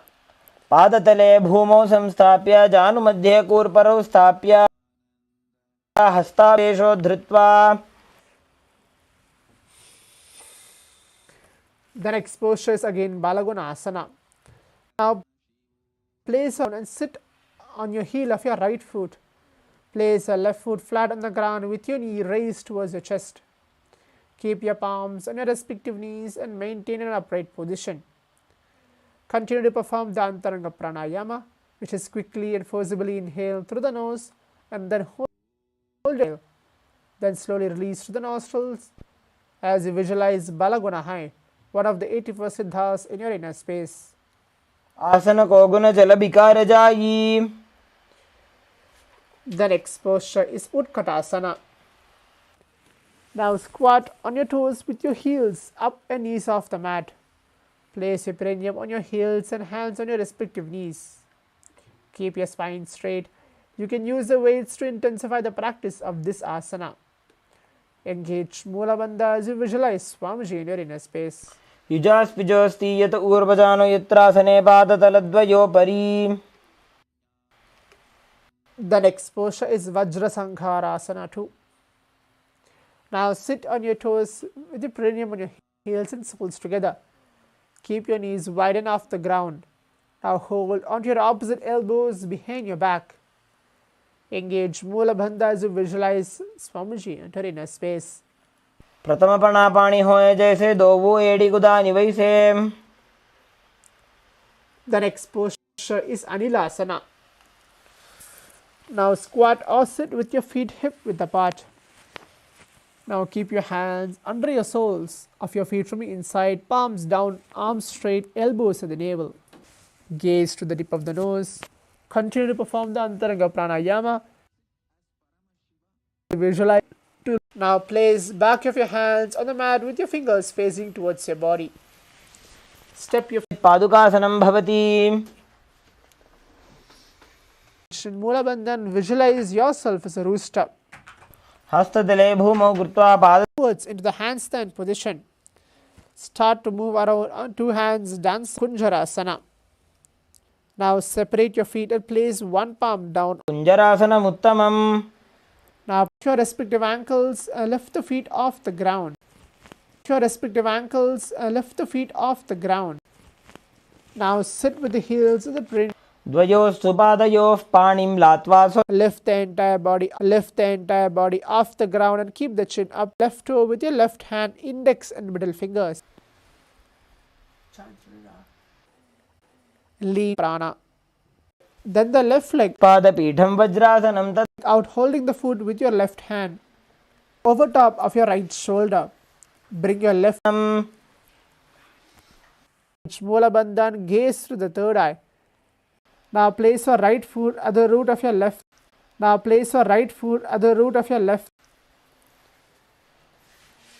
Just inhale.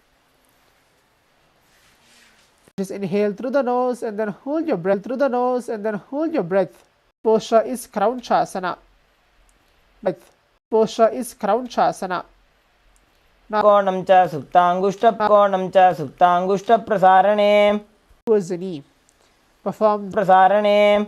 towards the knee. Perform the Jiva Chalako. Outside of your hip, the Jiva Chalako. Outside of your hip, hold the sole of your left foot and lift. Rajam Trikonam. Hold the sole of your left foot and lift. Rajam Trikonam cha Suptangushta Prasaram cha Suptangushta Prasarane. Inhale through the nose and then hold your breath. Inhale through the nose and then hold your breath. Sina Swastikam Tat Prachakshate. Then Hindu order. Janur Borantare Padau. Now bring your left heel, meditate on the Lord Arihanta, the enlightened one. Visualize Swamiji Urinate up. Keep your spine straight. Uttanho Charano Krutva Samstapyo Parijanuno. As a rooster. Vasishtamatha Kaundinyam Urdhakukutameva. Just stay seated on the mat. Gaze through the tip of the nose. Perform the Kakacham Nithyananda Paramashivoham. Pratama Padmasana Kokare Hastudo Vogo. Gaze through the tip of the nose. Visualize yourself as an elegant swan. Kukkuta. Fingers behind in Parashamudra. Bring your forehead to the floor. Gaze to the tip of the nose. Visualize yourself as Paramashiva's. The next posture is Kurmasana 2. From Padmasana, again insert both the hands. Continue to Kumbhaka. Bain Janga per Dachina Pava, Dain Janga per Bahilyava. Bend your head down. Tuck the chin to the chest as we perform Jalandhara Bandha and Moola Bandha. Gaze to the tip of the nose. Visualize posture is Uttara Kurmasana. From Padmasana, insert both the hands through the thighs and the calves. Now lay on your back and bend your elbows and hold onto your respective shoulders with your hands. Gaze to the third eye. Feel your body and mind to live for hundreds of years again. Engage Moola Bandha and continue to perform the Kakachanga Pranayama. Internally chanting the japa Om Nithyananda Paramashivoham. Kukkutasana Bandhastam Karabhyam Dhrita Gandharam Pitham Kurma Vaduttana Metaduttana Kurmakam.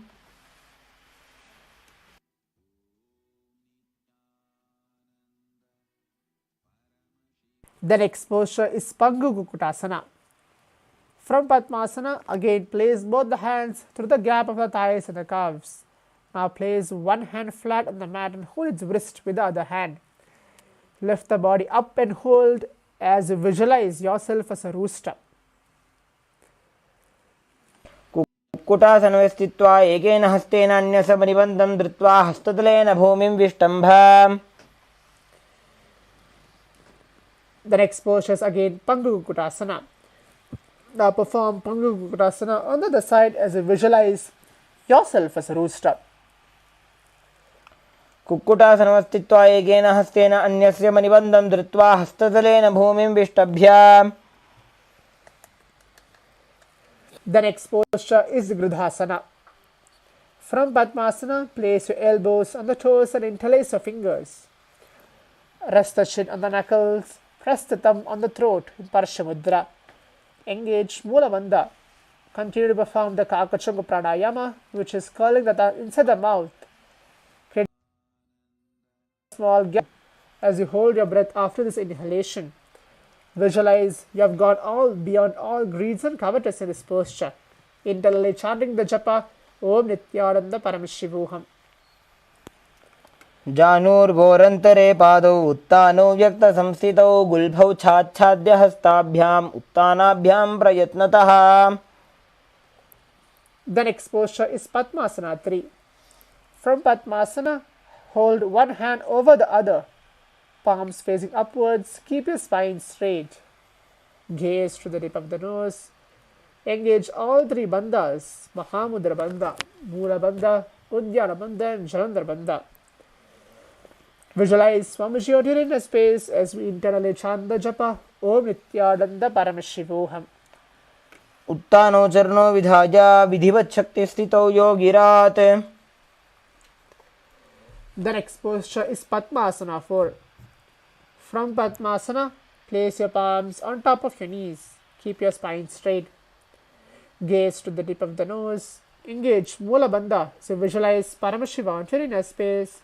Internally again chanting the japa Om Nithyananda Paramashivoham.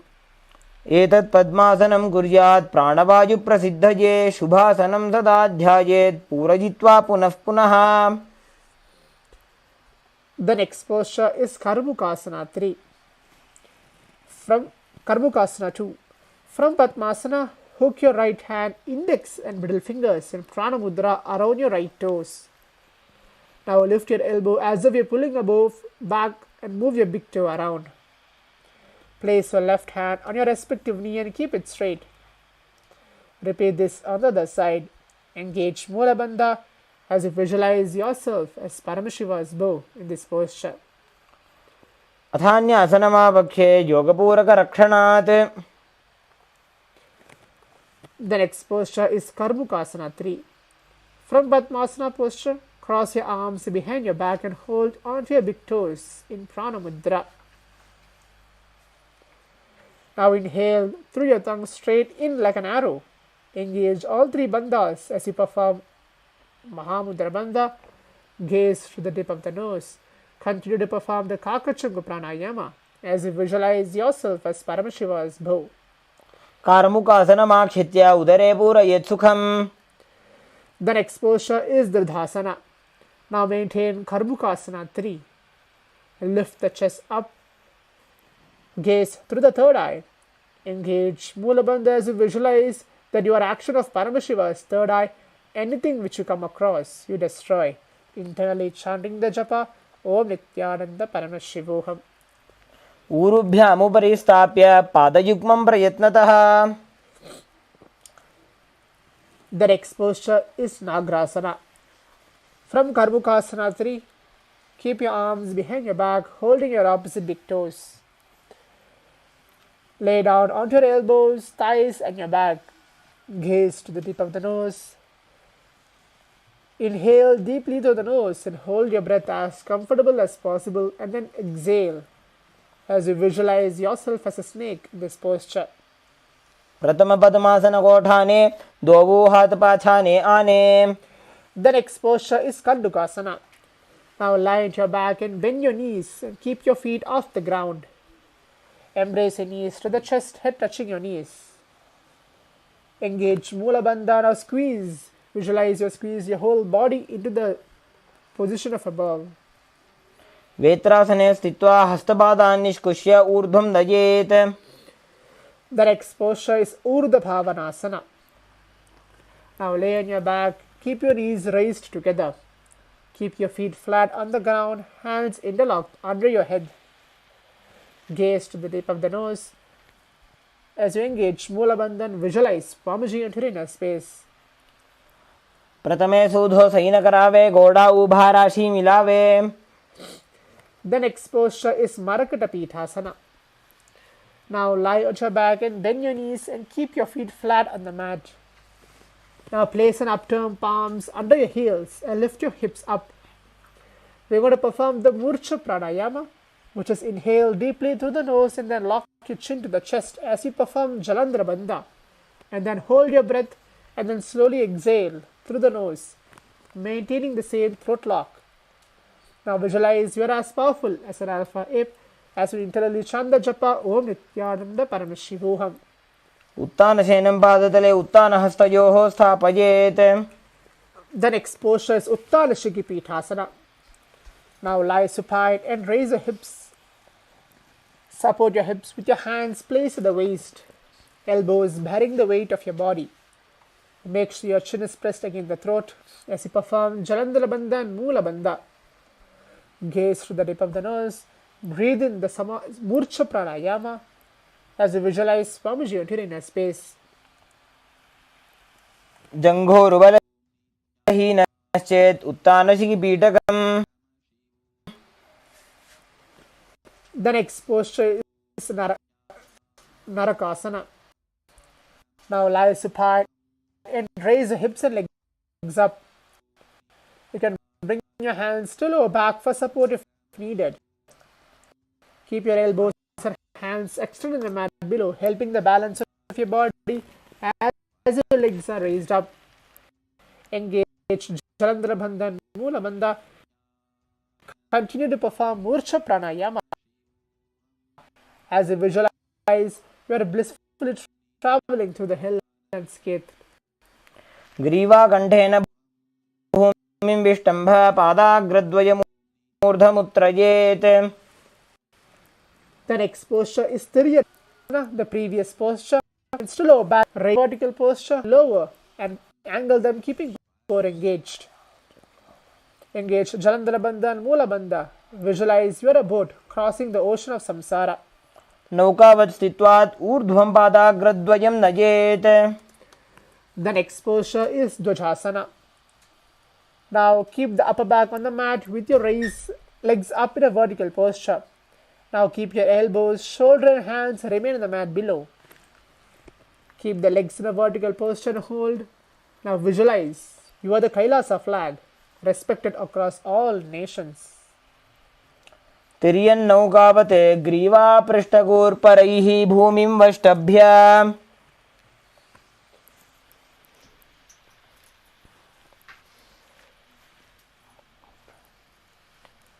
The next posture, the final posture of this sequence of the Dvitiya Vinyasa Krama is Vritasana. Now lie supine and completely relax the whole body. Avoid any and all movement. Visualize your body is dead. Hinduism is liberating you. Perform the Shakti Chalan Mudra, where you see you're drawing up your Kundalini up along your spine, feeling your whole prana in your muscles, in your each and every single part of your body. Now internally, chant the japa Om Nithyananda Paramashivoham. उत्तानं शववद्भूमौ शयनं तु शवासनं. शवासनं श्रान्तिहरं चित्तविश्रान्तिकारणम्.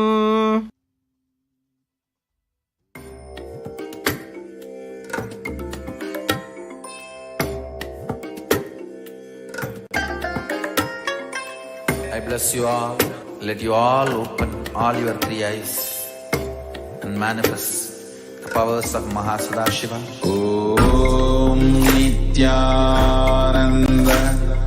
Paramashivoham. Om Nithyananda Paramashivoham. Om Nithyananda Paramashivam. Om Nithyananda Paramashivoham. Om Nithyananda Paramashivoham.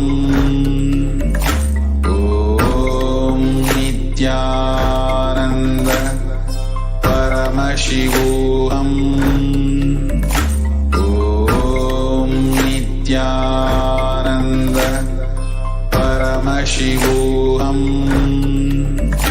Om Nithyananda Paramashivoham.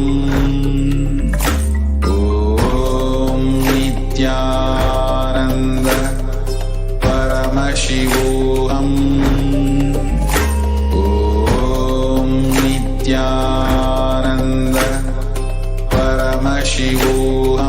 Paramashivoham. Om Nithyananda Paramashivoham. Om Nithyananda Paramashivoham. Om Nithyananda Paramashivoham. Om Nithyananda Paramashivoham. Om Nithyananda Paramashivoham.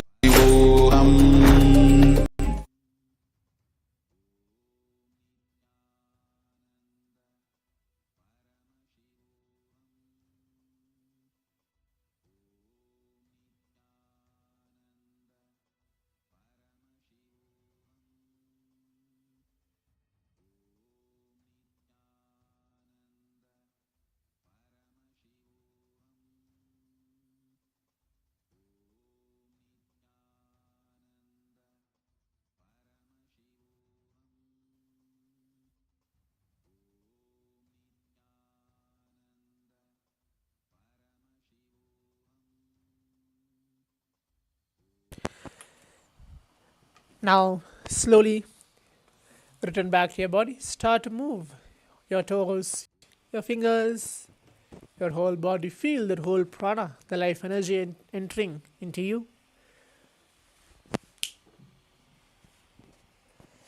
Rock your body side to side.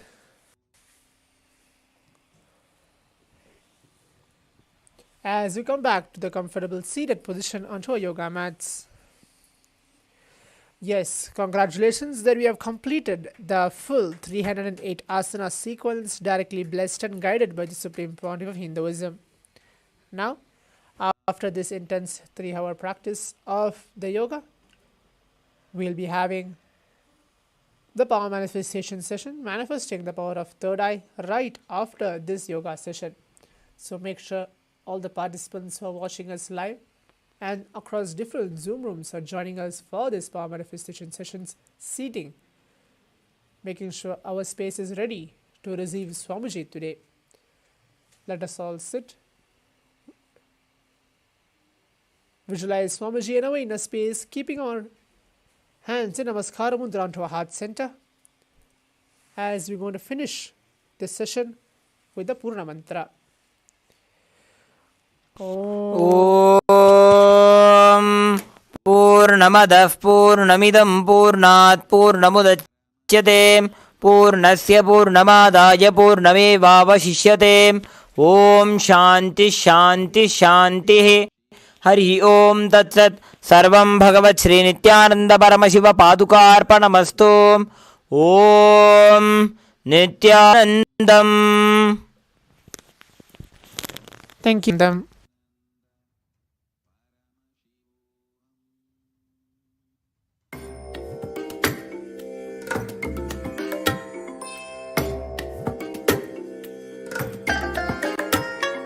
Powers of Mahasudashiva. Om Nithyananda Paramashivoham. Om Nithyananda Paramashivoham. Om Nithyananda Paramashivoham. Nithyananda Paramashivoham. Om Nithyananda Paramashivoham. Om Nithyananda Paramashivoham. Om Nithyananda Paramashivoham. Om Nithyananda Paramashivoham. Om Nithyananda Paramashivoham. Om Nithyananda Paramashivoham. Nithyananda Paramashivoham. Om Nithyananda Paramashivoham. Om Nithyananda Paramashivoham. Om Nithyananda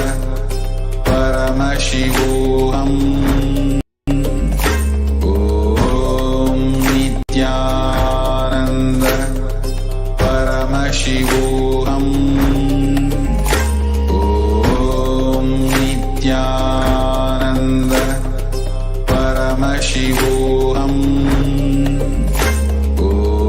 Om Nithyananda Paramashivoham. Om Nithyananda Paramashivoham. Om Nithyananda Paramashivoham. Om Nithyananda Paramashivoham. Om Nithyananda Paramashivoham.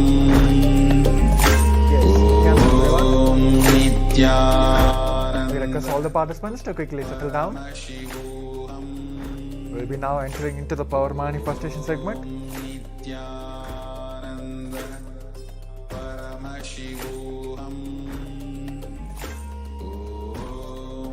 So quickly get ready. What the power manifestation kits? I would say IBAN, pen and paper, Krishna Shila, Jnananjana, Atmalinga, all the alchemy products which helps you in the entangling process and help you manifest the powers. So let's quickly get ready, and still few cameras are off, a few participants' cameras are off. Please turn your cameras and sit in front of the camera, so it will help acharyas as well for the power manifestation segment. So we'll be starting in few seconds. Request all the participants to quickly settle down. Thank you.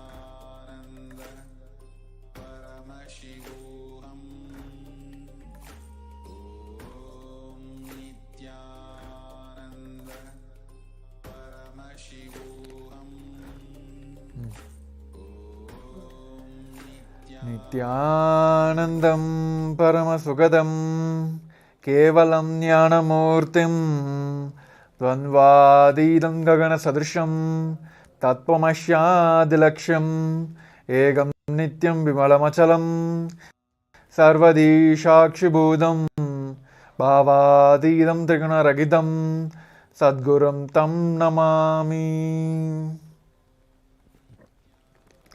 Yes. Nithyananda everyone, we welcome you all back to yet another day of Paramashivoham level 3, season 2. So it is a one nice, interval yoga section. Hope everyone have enjoyed. I have seen many participants keep getting breakthroughs in the yoga sessions, sense of like able to do more and more asanas, and perfectly all that is coming good, so it is nice. So yes, now let us enter into the power manifestation segments. All of us will be manifesting the power of third eye. So today, same pictures, but two pictures. It will be having today. With that, for manifestation, so I request all the participants to quickly settle down. Put your blindfolds ready.